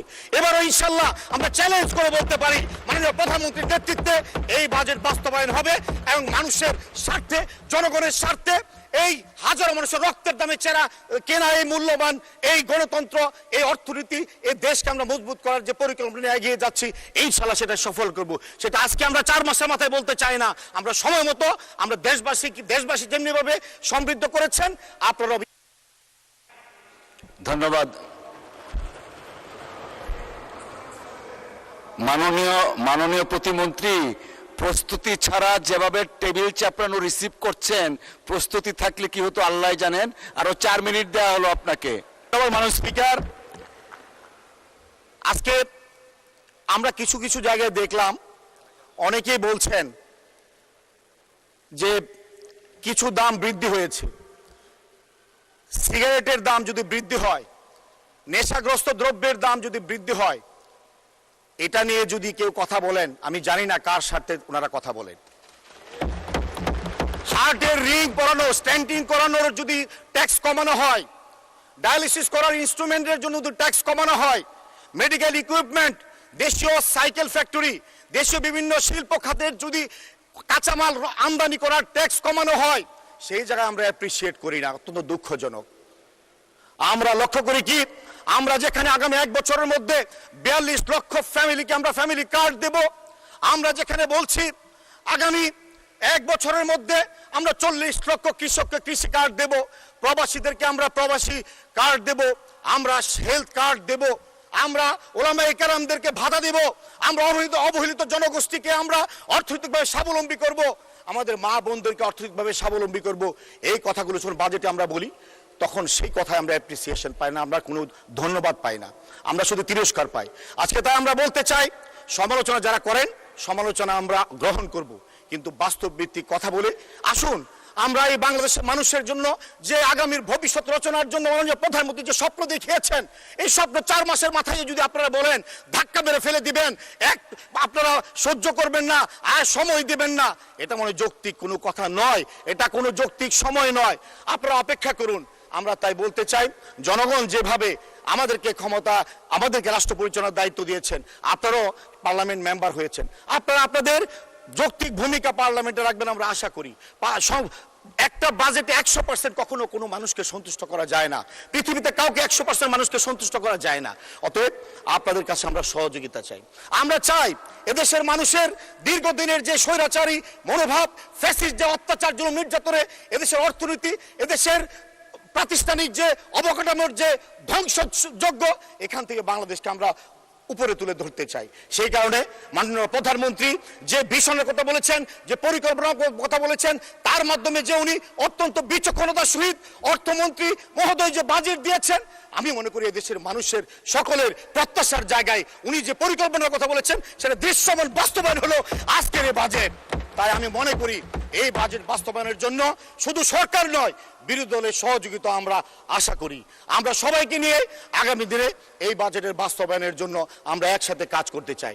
আজকে আমি আমার নির্বাচনী এলাকা কিশোরগঞ্জ 6 ভৈরব কুলাচের জনগণ, হয়তোবা আমি জানি না আমার জনগণ কতজন দেখতে পাচ্ছে, আমি শুধু মাননীয় প্রধানমন্ত্রীর কাছে বলতে চাই, আমি আপনার কর্মী। আমি গত রাষ্ট্রপতি ভাষণের উপর যখন কথা বলছিলাম, অনেক কথা বলতে গিয়ে আমি এলাকার কথা বলতে পারি নাই। আমি তাই আজকে মাননীয় প্রধানমন্ত্রী শুধু আপনাকে এতটুকুই বলবো, আমি কিশোরগঞ্জ 6 নির্বাচনী এলাকা থেকে নির্বাচিত এদেশের জনগণের ভোটে প্রায় 1.5 লক্ষ ভোটের ব্যবধানে আমি নির্বাচিত হয়েছি। আপনার হাতে আমি তৈরি, আমার এলাকার দাবির কোনো কথা আমি বলবো না, আপনি সব জানেন। মাননীয় প্রধানমন্ত্রী শুধু আপনার কাছে অনুরোধ, 5 বার নমিনেশন দিয়েছেন দল থেকে, সে ভোটের অধিকার না থাকার কারণে আমি বিজয়ী হতে পারি নাই। আজকে আমার নির্বাচনী এলাকার মানুষের স্বার্থে আমি বলতে চাই, আমার জন্য আপনি খেয়াল রাখবেন, আমার এলাকার উন্নয়নের জন্য একটু খেয়াল রাখবেন, এই কথাটুকু আমি আপনাদের কাছে দাবি রাখতে চাই। এখানে মাননীয় মন্ত্রী মহোদয় অনেক সিনিয়র, আমার অনেক সমবয়সী অনেকে আছেন, আমরা প্রত্যেক মিনিস্ট্রি মন্ত্রী মহোদয়ের কাছে নিবেদন, আমি একজন রাজপুতের পরীক্ষিত কর্মী, প্রত্যেকটা মন্ত্রী মন্ত্রণালয় মহোদয়ের কাছে আমি নিবেদন, আমার এলাকার প্রতি একটু সুদৃষ্টি রাখবেন আপনারা। এই কথা শুধু বলছি, মাননীয় প্রধানমন্ত্রী আপনি দোয়া করবেন, আমরা আপনার ক্যাবিনেটের যারা আছি, আমরা যারা সংসদ সদস্য আছি, আপনার সাথে ঐক্যবদ্ধ।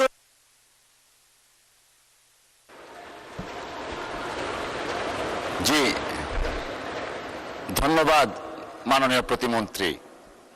আলোচনায় অংশগ্রহণ করবেন নারায়ণগঞ্জ 2 আসন থেকে নির্বাচিত মাননীয় সদস্য জনাব মোহাম্মদ নজরুল ইসলাম আজাদ। জনাব মোহাম্মদ নজরুল ইসলাম আজাদ, আপনার সময় 6 মিনিট। ধন্যবাদ আপনাকে। বিসমিল্লাহির রহমানির রহিম। মাননীয় স্পিকার, আপনাকে ধন্যবাদ। ত্রয়োদশ জাতীয় সংসদে বাজেট অধিবেশন 2026-27 অর্থবর্ষরে আলোচনায় আমাকে কথা বলার সুযোগ করে দেওয়ার জন্য কৃতজ্ঞতা জ্ঞাপন করছি। মাননীয় স্পিকার, আমি প্রথমেই পরম করুণাময় আল্লাহ পাকের নিকট অনেক অনেক শুকরিয়া আদায় করছি। আমি গভীর শ্রদ্ধার সাথে স্মরণ করছি বাংলার রাখাল রাজা, বহুদলীয় গণতন্ত্রের প্রবক্তা, যিনি মুক্তিযুদ্ধে সবচেয়ে বেশি ভূমিকা রেখেছেন, মহান স্বাধীনতার ঘোষক, বিএনপির প্রতিষ্ঠাতা শহীদ প্রেসিডেন্ট জিয়াউর রহমান বীরুত্তমকে। আমি গভীর শ্রদ্ধার সাথে স্মরণ করছি বাংলাদেশের গণতন্ত্রের মা, বাংলাদেশের মানুষের অধিকার রক্ষার্থে যিনি সবসময় ভূমিকা রেখেছেন, সাবেক 3 বারের সফল প্রধানমন্ত্রী মরহুমা দেশনেত্রী বেগম খালেদা জিয়াকে।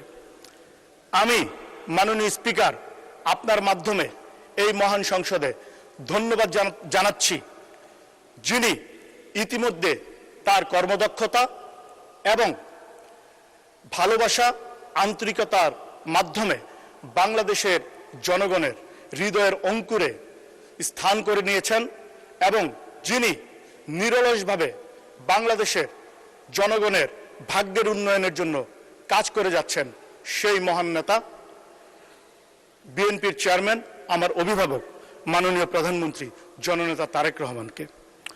আমি ধন্যবাদ জানাচ্ছি মাননীয় অর্থমন্ত্রীকে। মাননীয় প্রধানমন্ত্রীর সার্বিক তত্ত্বাবধানে এবং নির্দেশনায় একটি জনকল্যাণকর বাজেট উপস্থাপন করার জন্য। মাননীয় স্পিকার, বিএনপি সরকার এমন একটি বাজেট 2026-27 অর্থ বছরে উপহার দিয়েছেন, যেরকম একটি বাজেটের জন্য দীর্ঘদিন এদেশের আপামর জনসাধারণ গণতান্ত্রিক আন্দোলন করেছে, তাদের অধিকার রক্ষার আন্দোলন করেছে। যেমনটি চেয়েছিল এই বাজেটে আশা করি ঠিক তেমনটি পেয়েছেন।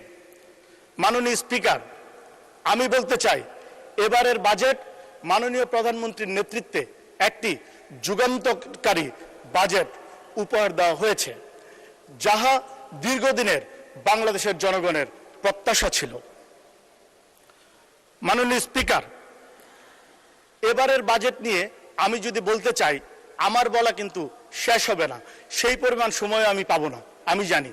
তারপরে বলতে চাই এবারের বাজেটে স্বাস্থ্য খাতে ব্যাপক বরাদ্দ দেওয়া হয়েছে, যেই বরাদ্দের কারণে শিশু, নারী সহ বাংলাদেশের আপামর জনসাধারণের স্বাস্থ্যক্ষেত্রে ব্যাপক স্বার্থ রক্ষা হবে, স্বাস্থ্যসেবা নিশ্চিত হবে ইনশাল্লাহ। এবারের বাজেটে শিক্ষা খাতে আপনি দেখবেন, আমরা সবাই দেখেছি ব্যাপকভাবে গুরুত্ব দেওয়া হয়েছে। শিক্ষা খাতে যুগান্তরকারী বাজেট দেওয়া হয়েছে, যে বাজেটে শিক্ষার অনেক ডেভেলপমেন্ট হবে। নারীদের ক্ষেত্রেও অনেক ভূমিকা রাখা হয়েছে এবারের বাজেটে। নারীদের শিক্ষার ক্ষেত্রে বিভিন্ন ফ্যাসিলিটিস দেওয়া হয়েছে, যেটা আমি মনে করি নারী শিক্ষায় অনেক ভূমিকা রাখবে। আমাদের প্রাইমারি শিক্ষার্থীদের জন্য ড্রেস, টিফিন সহ স্কুল ব্যাগ থেকে ধরে সামগ্রিক অ্যারেঞ্জমেন্ট করা হয়েছে, যেটা আমাদের প্রাইমারি শিক্ষার্থীর উৎসাহ উদ্দীপনা বাড়াতে অনেকটি কাজ করবে, অনেকাংশেই কাজ করবে, আমি সেটা মনে করছি। মাননীয় স্পিকার, আমি আপনার মাধ্যমে বলতে চাই আমাদের বিজ্ঞান ও তথ্য প্রযুক্তি ক্ষেত্রে এবারে বেশ কিছু চেঞ্জ আনা হয়েছে এবারের বাজেট। আপনি দেখেছেন আমাদের ক্ষুদ্র মাঝারি শ্রেণীর বিজ্ঞান প্রযুক্তি নির্ভর আইসিটি ব্যবসায়ীদের জন্য, বিভিন্ন স্টার্টআপ এবং অন্যান্য ক্ষেত্রে ব্যবসায়ীদের জন্য অলমোস্ট 500 কোটি টাকা বরাদ্দ করা হয়েছে। আমি মনে করি যেটা এদেশের অর্থনীতির জন্য বিশাল ভূমিকা রাখতে পারবে ইনশাল্লাহ। মাননীয় স্পিকার, আমি বলতে চাই আমাদের বিরোধী দলের ভাইয়েরা, আমাদের বন্ধুরা, মাননীয় বন্ধুরা অনেক ক্ষেত্রেই শুধু আলোচনা সমালোচনা করে উল্টাপাল্টা কথা বলে এখানে সংঘর্ষ তৈরি করে কোনো লাভ নাই। আমি মনে করি করব কাজ, গর্ব দেশ, সবার আগে বাংলাদেশ। আমাদের মাননীয় প্রধানমন্ত্রী যেই উক্তিটি বরাবর বলেছে, এবারের বাজেটে কিন্তু তার ফলশ্রুতি ঘটেছে, আপনারা দেখেছেন। এবং কিছুক্ষণ আগেও আমাদের একজন বিরোধী দলীয় মাননীয় বন্ধু বললেন করব কাজ, গর্ব দেশ, এই বিষয়টি নিয়ে কথা বললেন। কিন্তু আপনারা আমার মনে হয় দেখছেন কিভাবে মাননীয় প্রধানমন্ত্রী নির্ভীকভাবে দেশের জন্য কাজ করছেন, দেশের জনকল্যাণে কাজ করছেন। এবং এবারের বাজেট কিন্তু তার একটি দলিল। আপনারা যদি টোটাল বাজেটটি ভালোভাবে পড়ে দেখেন, আমার মনে হয় আপনারা বুঝতে পারবেন এবারের বাজেটটি কিরকম একটি যুগান্তকারী বাজেট। আমি মনে করি আমরা নিজেদের মধ্যে এভাবে যদি দ্বন্দ্ব সংঘাত করতে থাকি তাহলে কিন্তু দেশের উন্নয়ন করা টাফ। বরঞ্চ আমরা সেদিকে না গিয়ে আমরা সবাই মিলে একসাথে মাননীয় প্রধানমন্ত্রীর নেতৃত্বে একটি সমৃদ্ধশীল, একটি উন্নত বাংলাদেশ গড়ার লক্ষ্যে কাজ করি, তাহলে সেটা বাংলাদেশের জন্য ভালো হবে, এদেশের জনগণও সেটা ভালোভাবে নিবে। আমি দেখেছি এখানে জি মাননীয় সদস্য, আপনাকে আর 3 মিনিট বাড়ানো হলো, 3 মিনিট। ধন্যবাদ।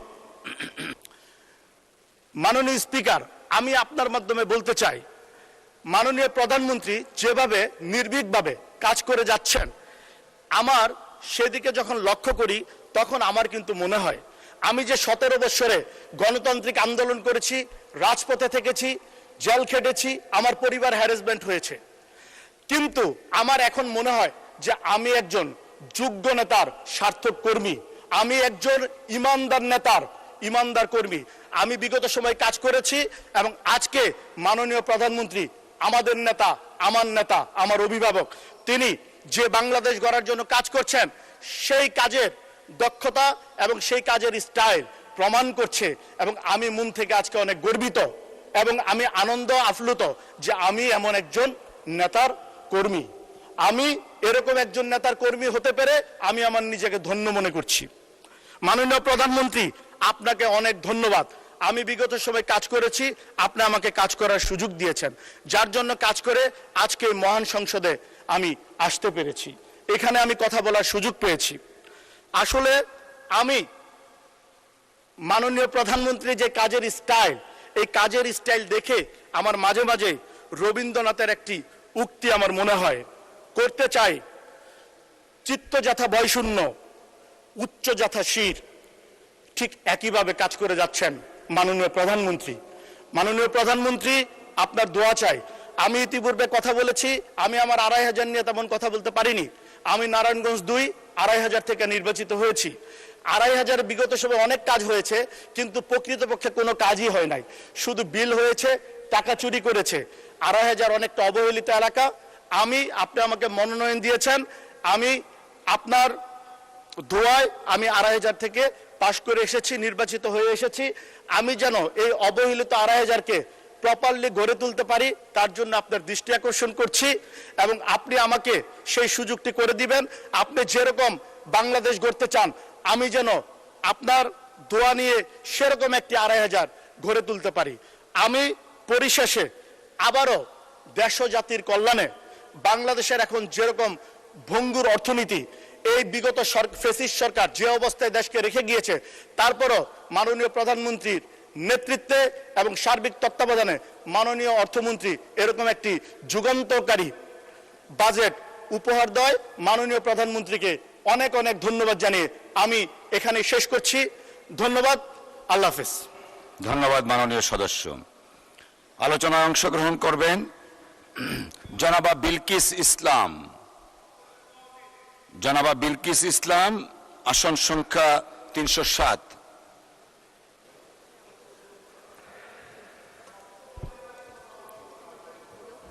মাননীয় সদস্য, আপনি বসেন, আমরা তো একটা প্রসিডিংসে আছি, আপনি বসেন দয়া করে। বিলকিস ইসলাম, আপনি আপনার বক্তব্য শুরু করেন। বিসমিল্লাহির রহমানির আপনার রহিম। সময় 5 মিনিট। ধন্যবাদ। বিসমিল্লাহির রহমানির রহিম। মাননীয় স্পিকার, আপনাকে ধন্যবাদ।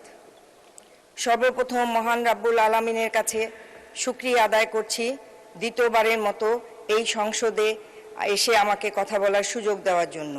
কৃতজ্ঞতা প্রকাশ করছি এই দেশের প্রধানমন্ত্রী, আমার নেতা জনাব তারেক রহমানের কাছে। স্মরণ করছি শহীদ রাষ্ট্রপতি জিয়াউর রহমান, যার ঘোষণার মাধ্যমে সমগ্র বাংলাদেশের মানুষ যুদ্ধে ঝাঁপিয়ে পড়ে দেশকে স্বাধীন করেছিল। স্মরণ করছি গণতন্ত্রের মা বেগম খালেদা জিয়াকে 30শে ডিসেম্বর 2025-এ সমগ্র জাতি যখন তার অবনত হয়েছিল তাকে বিদায় দেওয়ার জন্য।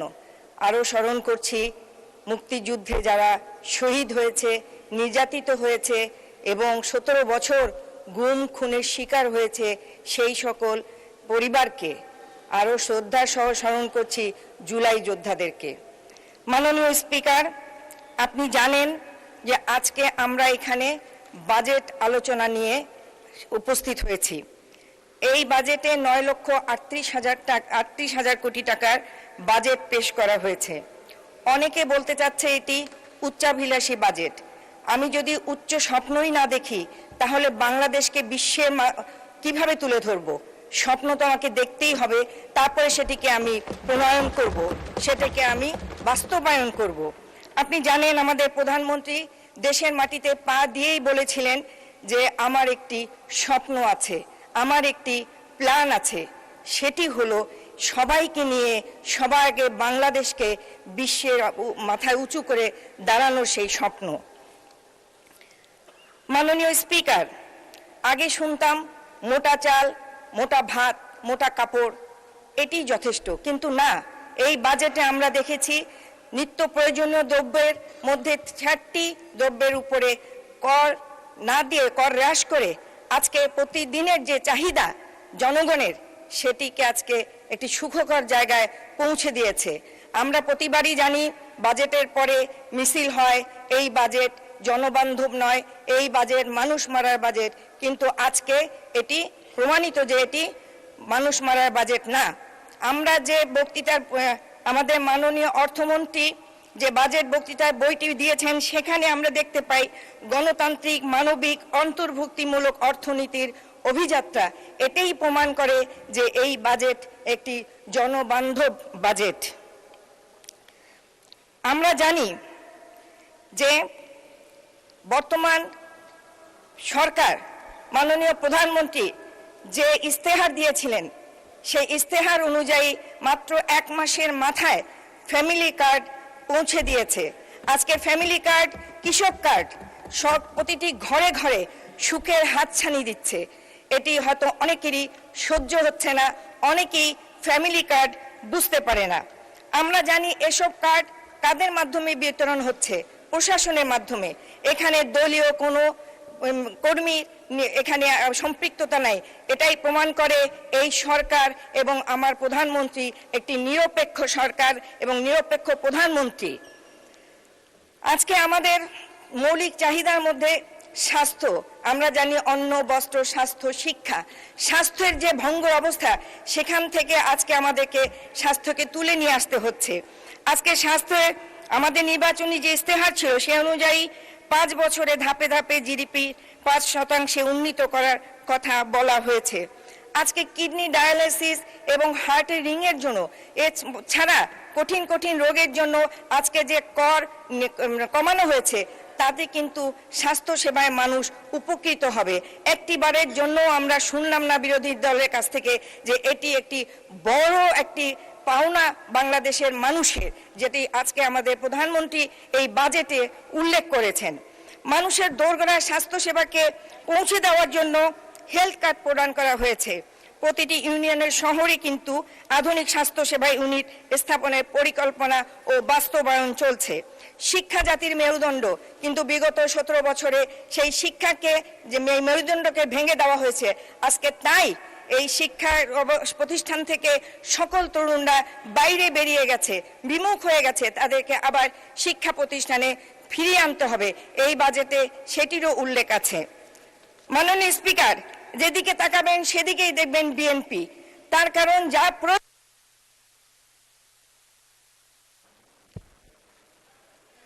জি জি জি জি, আপনার সময় আরো 2 মিনিট বৃদ্ধি করা হলো, ধন্যবাদ।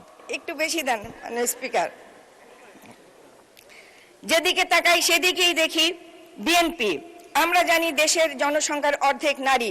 এই নারীর হাতকে কর্মের হাতে পরিণত করার জন্য শহীদ রাষ্ট্রপতি জিয়াউর রহমান মহিলা বিষয়ক মন্ত্রণালয় তৈরি করেছিলেন। শুধু তাই নয়, আপনারা জানেন একটি স্বৈরাচার সরকার ছিল 17 বছর, যারা মুক্তিযুদ্ধকে বিক্রি করত, মুক্তিযোদ্ধার চেতনা নিয়ে তারা এগিয়ে যেত, কিন্তু তারাও কিন্তু মুক্তিযোদ্ধা মন্ত্রণালয় তৈরি করেনি। সেটিও তৈরি করেছিল বেগম খালেদা জিয়া। প্রবাসীদের কল্যাণে যে মন্ত্রণালয়, সেটিও তৈরি করেছিল বেগম খালেদা জিয়া।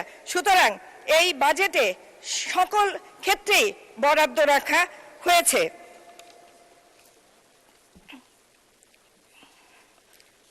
মাননীয় স্পিকার, আপনার মাধ্যমে বলতে চাই, দুর্নীতি দমন কমিশন তৈরি করেছিল 2004 সালে বেগম খালেদা জিয়া। অথচ বিগত দিনে আমরা দেখেছি দুর্নীতি করার সম্প্রসারণের জন্য একটি অঘোষিত মন্ত্রণালয় ছিল এই স্বৈরাচারের আমলে। আজকে সেখান থেকে আমরা কিন্তু বেরিয়ে আসতে চেষ্টা করছি। আজকে বিরোধী দলীয় যারা আছেন, তাদেরকেও এই দেশ গঠনে সহযোগিতা করতে হবে। আমার সময় হয়তো কম, শুধু এটুকু বলতে চাই যে আজকে আমাদের আত্মমর্যাদাশীল সম্পন্ন প্রধানমন্ত্রীর কারণে আজকে বর্ডারে বিজিবি যে সাহস পাচ্ছে, পুশিং ঠেকাচ্ছে, তার জন্য তাদেরকে স্যালুট জানাই।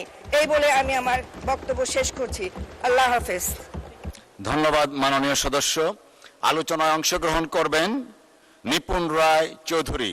আসন সংখ্যা 311। নিপুণ রায় চৌধুরী, আপনার সময় 7 মিনিট। ধন্যবাদ আপনাকে। মাননীয় স্পিকার, আপনাকে অসংখ্য ধন্যবাদ। বিগত 1.5 দশকের সীমাহীন দুর্নীতি, বৈষম্য ও অর্থনীতি অব্যবস্থাপনা অতিক্রম করে একটি কল্যাণমুখী বৈষম্যহীন রাষ্ট্র গঠনের যে সাহসী রূপরেখা মাননীয় অর্থমন্ত্রী বাজেটে তুলে ধরেছেন, তার জন্য তিনি প্রশংসনীয় অবস্থানে প্রশংসা পাওয়ার যোগ্য। মাননীয় প্রধানমন্ত্রী জনাব তারেক রহমানের নেতৃত্বে প্রণীত এই বাজেটের আকার 9.38 লক্ষ কোটি টাকা, যার মধ্যে উন্নয়ন ব্যয় ধরা হয়েছে 3.16 লক্ষ কোটি টাকা। সমালোচকরা ঘাটতি নিয়ে কথা বলতেই পারে, কিন্তু একটা ভাঙা চাকা মেরামত করতে কিছু তো ব্যয় লাগবে। মাননীয় স্পিকার, এই বাজেটের সবচেয়ে বড় শক্তি এর বহুমাত্রিকতা। কন্টেন্ট নির্মাতা থেকে কৃষক, কর্মজীবী নারী থেকে প্রবাসী, শিক্ষার্থী থেকে রোগী, সমাজ ও অর্থনীতি প্রতিটি স্তরে মানুষের প্রয়োজন এতে স্থান পেয়েছে। আমাদের অর্থনীতি বদলেছে, কাজের সংজ্ঞাও বদলেছে। মাননীয় স্পিকার, একসময় সামাজিক যোগাযোগ মাধ্যমে কাজ করা তরুণের কাজকে কেউ কাজ মনে করতো না, কিন্তু এই বাজেট তাদের সেই মেধাকে বৈদেশিক মুদ্রা যে অর্জন করছে তার স্বীকৃতি দিয়েছে। সব ধরনের কন্টেন্ট ক্রিয়েশন থেকে অর্জিত আয় করমুক্ত করা এবং ফ্রিল্যান্সারদের সেবার উপর বিদ্যমান 15% ভ্যাট প্রত্যাহারের প্রস্তাব দিয়ে এই বাজেট স্পষ্ট করেছে ক্যামেরার সামনে দাঁড়ানো কিংবা ল্যাপটপের পিছনে তরুণ জাতীয় অর্থনীতির নির্মাতা। সংস্কৃতিও এই বাজেটে শুধু আবেগ এবং আনুষ্ঠানিকতার মধ্যে সীমাবদ্ধ রাখেনি। বাদ্যযন্ত্র, চলচ্চিত্র নির্মাণের আধুনিক সরঞ্জাম, শুল্ক কমানো এবং সৃজনশীল অর্থনীতির জন্য তহবিল গঠনের উদ্যোগ প্রমাণ করে সংস্কৃতি এখন কর্মসংস্থান, উৎপাদন ও রপ্তানির একটি শক্তিশালী ক্ষেত্র। মাননীয় স্পিকার, শিক্ষা খাতে 1,36,606 কোটি টাকা বরাদ্দ দেওয়া হয়েছে। প্রান্তিক শিক্ষার্থীদের জন্য মিড ডে মিল সম্প্রসারণ, শ্রেণীকক্ষের প্রযুক্তির ব্যবহার এবং মেয়েদের স্নাতক পর্যন্ত বিনামূল্যে শিক্ষার উদ্যোগ প্রমাণ করে এই বাজেট শুধু আজকের ব্যয় নয়, আগামী প্রজন্মের সক্ষমতা বিনিয়োগ করেছে। মাননীয় স্পিকার, ক্ষুদ্র নারী উদ্যোক্তা এবং বিশেষ চাহিদা সম্পন্ন উদ্যোক্তাদের জন্য ব্যবসায়িক লেনদেনের আয়কর মুক্ত সীমা 70 লাখ টাকা প্রস্তাব করা হয়েছে, যেখানে সাধারণ ক্ষেত্রে 50 লাখ ছিল। কারণ সমতা মানে সবাইকে এক জায়গায় দাঁড়া করানো নয়, যিনি বেশি বাধার মুখোমুখি হন তাকে এগিয়ে যাওয়ার বেশি সুযোগ দেয় এর প্রকৃতি অন্তর্ভুক্ত। মাননীয় স্পিকার, নারী নামে 41 লক্ষ ফ্যামিলি কার্ডের জন্য 14,500 কোটি টাকার প্রস্তাব করা হয়েছে এই বাজেটে। এর উদ্যোগ পরিবারে নারীর অর্থনৈতিক কর্তৃত্ব ও সিদ্ধান্ত গ্রহণের ক্ষমতাকে শক্তিশালী করবে। শুধু প্রশংসা দিয়ে নারীর অর্থনৈতিক স্বাধীনতা আসে না, তার হাতে অর্থনৈতিক ক্ষমতা দিতে হয়। এই বাজেট বক্তৃতার মর্যাদা নয়, এ বাজেট অধিকার দিয়েছে। মাননীয় স্পিকার, আমি একজন ব্যাংকার হিসেবে কাজ করেছি, একজন আইনজীবী হিসেবেও কাজ করেছি। আমি একজন মা হয়ে সন্তানের দায়িত্ব পালন করেছি, সামলেছি সন্তানকে। তাই আমি জানি একজন কর্মজীবী নারী সকাল শুরু হওয়ার আগে একটি কর্মদিবস শেষ করে এবং অফিস থেকে ঘরে ফিরে যে আরেকটি কর্মদিবস শুরু করে। আমরা নির্বাচনের আগে একটি অভিনব তত্ত্ব শুনেছিলাম, যেখানে বলা হয়েছিল নারীর কর্মঘণ্টা কমিয়ে 5 ঘন্টা করে দিলেই নাকি নারীর উন্নয়ন হবে, আর বাকি 3 ঘন্টার মজুরি সরকার দেবে। মাননীয় স্পিকার, যারা নারীর হারানো 3 ঘন্টার মজুরির হিসাব এত যত্ন করে কষেছিলেন, তারা কি একবারও ভেবেছিলেন সেই অর্থ দিয়ে কতটি নিরাপদ ডে কেয়ার সেন্টার নির্মাণ করা যেত? নারীকে আগে বাড়ি পাঠানোর ঘড়ি যা তাদের হাতে ছিল, কিন্তু তাদের সন্তানকে নিরাপদ রাখার জন্য একটি নিরাপদ ঘরের নকশা কেন তারা করতে পারেনি? মাননীয় স্পিকার, সমস্যার শিকড় না কেটে শুধু ঘড়ির কাঁটা 3 ঘন্টা এগিয়ে দিলেই নারীর মুক্তি সম্পন্ন এরকম অভিনব তত্ত্ব সত্যিই বিরল। মাননীয় স্পিকার, ঠিক সেই জায়গায় আজকের মাননীয় প্রধানমন্ত্রী জনাব তারেক রহমান যে অঙ্গীকার করেছিলেন আই হ্যাভ এ প্ল্যান, সেই প্ল্যানের অন্তর্ভুক্তি করে এই কর্মজীবী নারীদের জন্য তিনি স্থায়ী এবং কঠিন সমাধান নির্ণয় করেছেন এই বাজেটের মাধ্যমে। প্রথম পর্যায়ে 20টি, পরবর্তী পর্যায়ে 60টি আধুনিক ডে কেয়ার সেন্টার স্থাপনের উদ্যোগ নেওয়া হয়েছে। এর পাশাপাশি পিঙ্ক বাস সার্ভিস এবং কর্মক্ষেত্রে নারী নিরাপত্তা নিশ্চিত করার পরিকল্পনাও গ্রহণ করা হয়েছে। মাননীয় স্পিকার, একটি রাজনীতি নারীকে বলে 3 ঘন্টা আগে বাড়ি ফিরে যাও, আর আমাদের রাজনীতি বলে তোমার সন্তান নিরাপদে থাকবে, তোমার যোগ্যতা এবং নিজের সময়ের উপর অধিকার নিয়ে কাজ করে যাও। মাননীয় স্পিকার, কর্মজীবী নারী কখনো করুণা চায় না, চাই পরিষ্কার সঠিক ব্যবস্থা। মাননীয় স্পিকার, মাসিক স্বাস্থ্য নিয়ে এই বাজেট বাস্তবতার দিকে তাকিয়েছে। স্যানিটারি ন্যাপকিনের কাঁচামাল আমদানিতে কর সুবিধা বহাল রাখা হয়েছে, আমি এটাকে সাধুবাদ জানাই। কিন্তু উদ্বেগের কথা আমি আরো বলতে চাই। বাংলাদেশে তৈরি পোশাকে নারী শ্রমিককে নিয়ে পরিচালিত একটি জরিপে দেখা গেছে মাত্র 34% নারী স্যানিটারি ন্যাপকিন ব্যবহার করে এবং 44% নারী এখনো কাপড় ব্যবহার করেন। যাদের শ্রমে দেশের অর্থনীতি, বৈদেশিক মুদ্রার ভান্ডার সমৃদ্ধ হয়, তারা যদি এই নিরাপদ মাসিক স্বাস্থ্যপণ্য ব্যবহার করতে না পারে, তবে এর লাভটা কি? এই স্বাস্থ্য ব্যবস্থার লাভটা কি? মাননীয় স্পিকার, মাসিক কোনো লজ্জা নয়। লজ্জার বিষয় হলো মাসিককে ঘিরে আমাদের এই দীর্ঘস্থায়ী ট্যাবু এবং নীরবতা। এই ট্যাবুই নারীকে কষ্টকে অদৃশ্য করে, এই ট্যাবু স্বাস্থ্য ঝুঁকিকে আড়াল করে এবং একটি জৈবিকভাবে অনিবার্য প্রয়োজনের বিলাসিতার মতো বিবেচনা করতে শেখায়। তাই আমি মাননীয় স্পিকার, আপনার মাধ্যমে আহ্বান জানাতে চাই, স্যানিটারি ন্যাপকিনকে নিত্য প্রয়োজনীয় ভোক্তা পণ্য হিসেবে বিবেচনা করে এর মূল্য এবং বাজার প্রাপ্যতার তদারকির আওতায় আনা হোক। চাল, ডাল, তেলের মূল্য নিয়ে যদি আমরা উদ্বিগ্ন হই, প্রতি মাসে নারী মাননীয় সদস্য আপনার সময় শেষ, বক্তব্য শেষ হয়েছে, আর 3 মিনিট দেয়া হলো। ধন্যবাদ। ধন্যবাদ মাননীয় স্পিকার। এই বাজেটে কৃষকের উৎপাদন ব্যয় কমাতে সার এবং কীটনাশকের ছাড় দিয়েছে। ক্যান্সারের ওষুধ, হার্টের রিং এবং ডায়ালাইসিস ফিল্টার কর কমানো হয়েছে। প্রবাসীদের জন্য প্রবাসী কার্ড এবং দক্ষ কর্মীদের জন্য স্মার্ট স্কিল ব্যাংকের ব্যবস্থা করা হয়েছে। তারপরেও কি বলা হবে কৃষকের জন্য কিছুই নেই, রোগীর জন্য কিছুই নেই, তরুণের জন্য কিছুই নেই? মাননীয় স্পিকার, বিরোধী পক্ষকে আমি আহ্বান জানাই, স্লোগান দিয়ে নয়, সমাধান নিয়ে আসুন। কেবল অকার্যকর, জনবিরোধী, কিছুই নেই শব্দ 3টি পালাক্রমে উচ্চারণ করলেই বাজেট বিশ্লেষণ করা হয় না। অন্ধকারের কথা বলে সংসদ কখনো আলোকিত করা যায় না, আলো জানালো পথ তো দেখাতে হয়। মাননীয় স্পিকার, এটি এমন একটি বাজেট যা একদিকে যেমন বিনিয়োগ বান্ধব, তেমনি সাধারণ মানুষের মুখে হাসি ফোটানোর প্রতিশ্রুতি বহন করে। আমি মনে করি এই বাজেট বাস্তবায়িত হলে শিক্ষা, স্বাস্থ্য এবং প্রযুক্তির অভাব ঘুচবে, তরুণের স্বপ্ন পাখা মেলবে, বাংলাদেশ একটি ক্ষুধা দারিদ্র মুক্ত দেশ হিসেবে অভিযাত্রা শুরু করবে। তাই আমি মাননীয় প্রধানমন্ত্রী জনাব তারেক রহমান এবং মাননীয় অর্থমন্ত্রীকে এই সাহসী বাজেটের জন্য ধন্যবাদ জানাচ্ছি। সেই সাথে মাননীয় স্পিকার, আমাকে সময় দেওয়ার জন্য আপনাকে ধন্যবাদ জানাচ্ছি, কৃতজ্ঞতা জ্ঞাপন করছি। ধন্যবাদ। আপনাকেও ধন্যবাদ মাননীয় সদস্য। আলোচনায় অংশগ্রহণ করবেন নওগাঁ 2 আসন থেকে নির্বাচিত মাননীয় সদস্য জনাব মোহাম্মদ এনামুল হক। জনাব মোহাম্মদ এনামুল হক, আপনার সময় 5 মিনিট। ধন্যবাদ আপনাকে। মাননীয় স্পিকার, আপনাকে ধন্যবাদ আমাকে আজকে কথা বলার সুযোগ করে দেওয়ার জন্য। মাননীয় স্পিকার, আমি প্রকৃতপক্ষে কৃষক, সেই কারণেই কৃষির উপর 2-1টি কথা বলতে চাই। মাননীয় স্পিকার, কৃষি খাতে আমাদের মোট বরাদ্দ 43,350 কোটি টাকা, যা বিগত অর্থ বছরের তুলনায় 6,000 কোটি টাকা বেশি।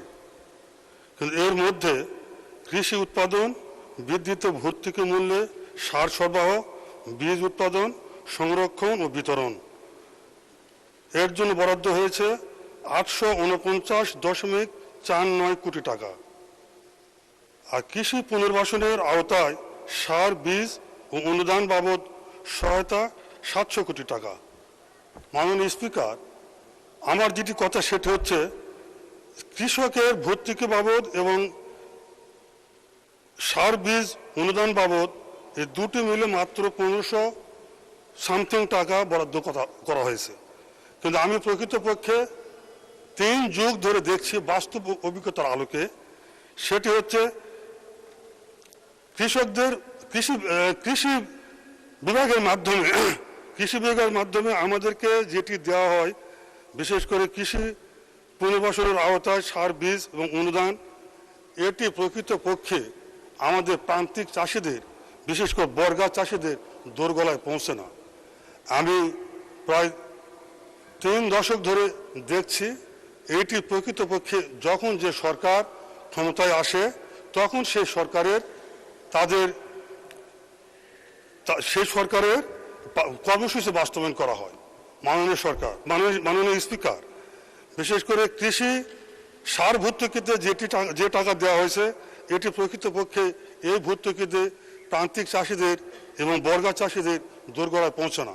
তাই আমি প্রস্তাব করতে চাই, আজকের কৃষকের প্রকৃতপক্ষে ভাগ্য উন্নয়নের জন্য সরাসরি যদি কৃষকের সার, বীজ এবং সেচ এই 3টি পর্যায়ে যদি ভর্তুকির পরিমাণ বৃদ্ধি করা হয় তবে বর্গা চাষি সহ প্রান্তিক চাষিরা সবাই সমানভাবে একটা বন্টন পাবে, সবার বসে বর্তাবে এবং কৃষক প্রকৃতপক্ষে একটি লাভবান হবে, তাদের ভাগ্যের উন্নয়ন করা সম্ভব হবে। মাননীয় স্পিকার, আজকে আমাদের কৃষক কার্ড দেওয়া হচ্ছে 61টি উপজেলায় আগামী অর্থ বছরে দেওয়া হবে। এই 61টি উপজেলার মধ্যেই সমস্ত উপজেলা কিন্তু এর মধ্যে আসতেছে না। তাহলে বাকি যে উপজেলাগুলো কৃষক থাকছে তারা কিন্তু এর সুযোগ সুবিধা থেকে আমরা বঞ্চিত হচ্ছি। আবার 1 বছর বা 2 বছরের জন্য আমাদের অপেক্ষা করতে হবে। তাই আমি বলতে চাই, আমাদের কৃষি সার সরবরাহের ক্ষেত্রে তার কৃষি যন্ত্রাংশ ক্রয়ের জন্য ভর্তুকির পরিমাণ আরও বৃদ্ধি করা হোক, তবেই আমাদের কৃষকের প্রান্তিক চাষিদের এটা করা সম্ভব হবে। সময় একবারে স্বল্প হওয়ার কারণে কোথায় কি বলবো আমি ঠিক খুঁজে পাচ্ছি না। মাননীয় স্পিকার, আমার সময় আরেকটু বৃদ্ধি করে দেবেন, এটি আপনার কাছে আমার আকুল আবেদন। 2 মিনিট বৃদ্ধি করা হলো, তারপর আপনি বলেন প্লিজ। Thank you. আমি যেটি বলছি বাস্তবতার আলোকে বলছি, কোনো পুঁথিগত বিদ্যা থেকে আর বলছি না, আমি কৃষির সাথে সম্পৃক্ত হওয়ার কারণেই বলছি।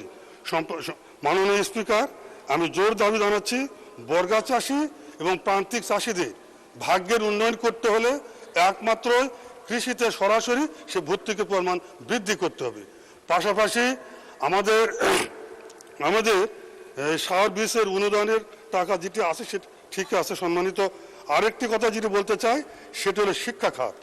শিক্ষা খাতে আমাদের এবারে বরাদ্দ হয়েছে 1,36,606 কোটি টাকা। এই বাজেটের 2টি মন্ত্রণালয়ের বরাদ্দ আসছে 1,22,495 কোটি টাকা। এর মধ্যে মাধ্যমিক ও গণশিক্ষা মন্ত্রণালয় আছে 46,738 কোটি টাকা। শিক্ষা মন্ত্রণালয়ের মাধ্যমিক উচ্চশিক্ষা আছে 57,302 কোটি টাকা। আর কারিগরি মাদ্রাসা খাতে আছে 18,457 কোটি টাকা প্রস্তাব করা হয়েছে।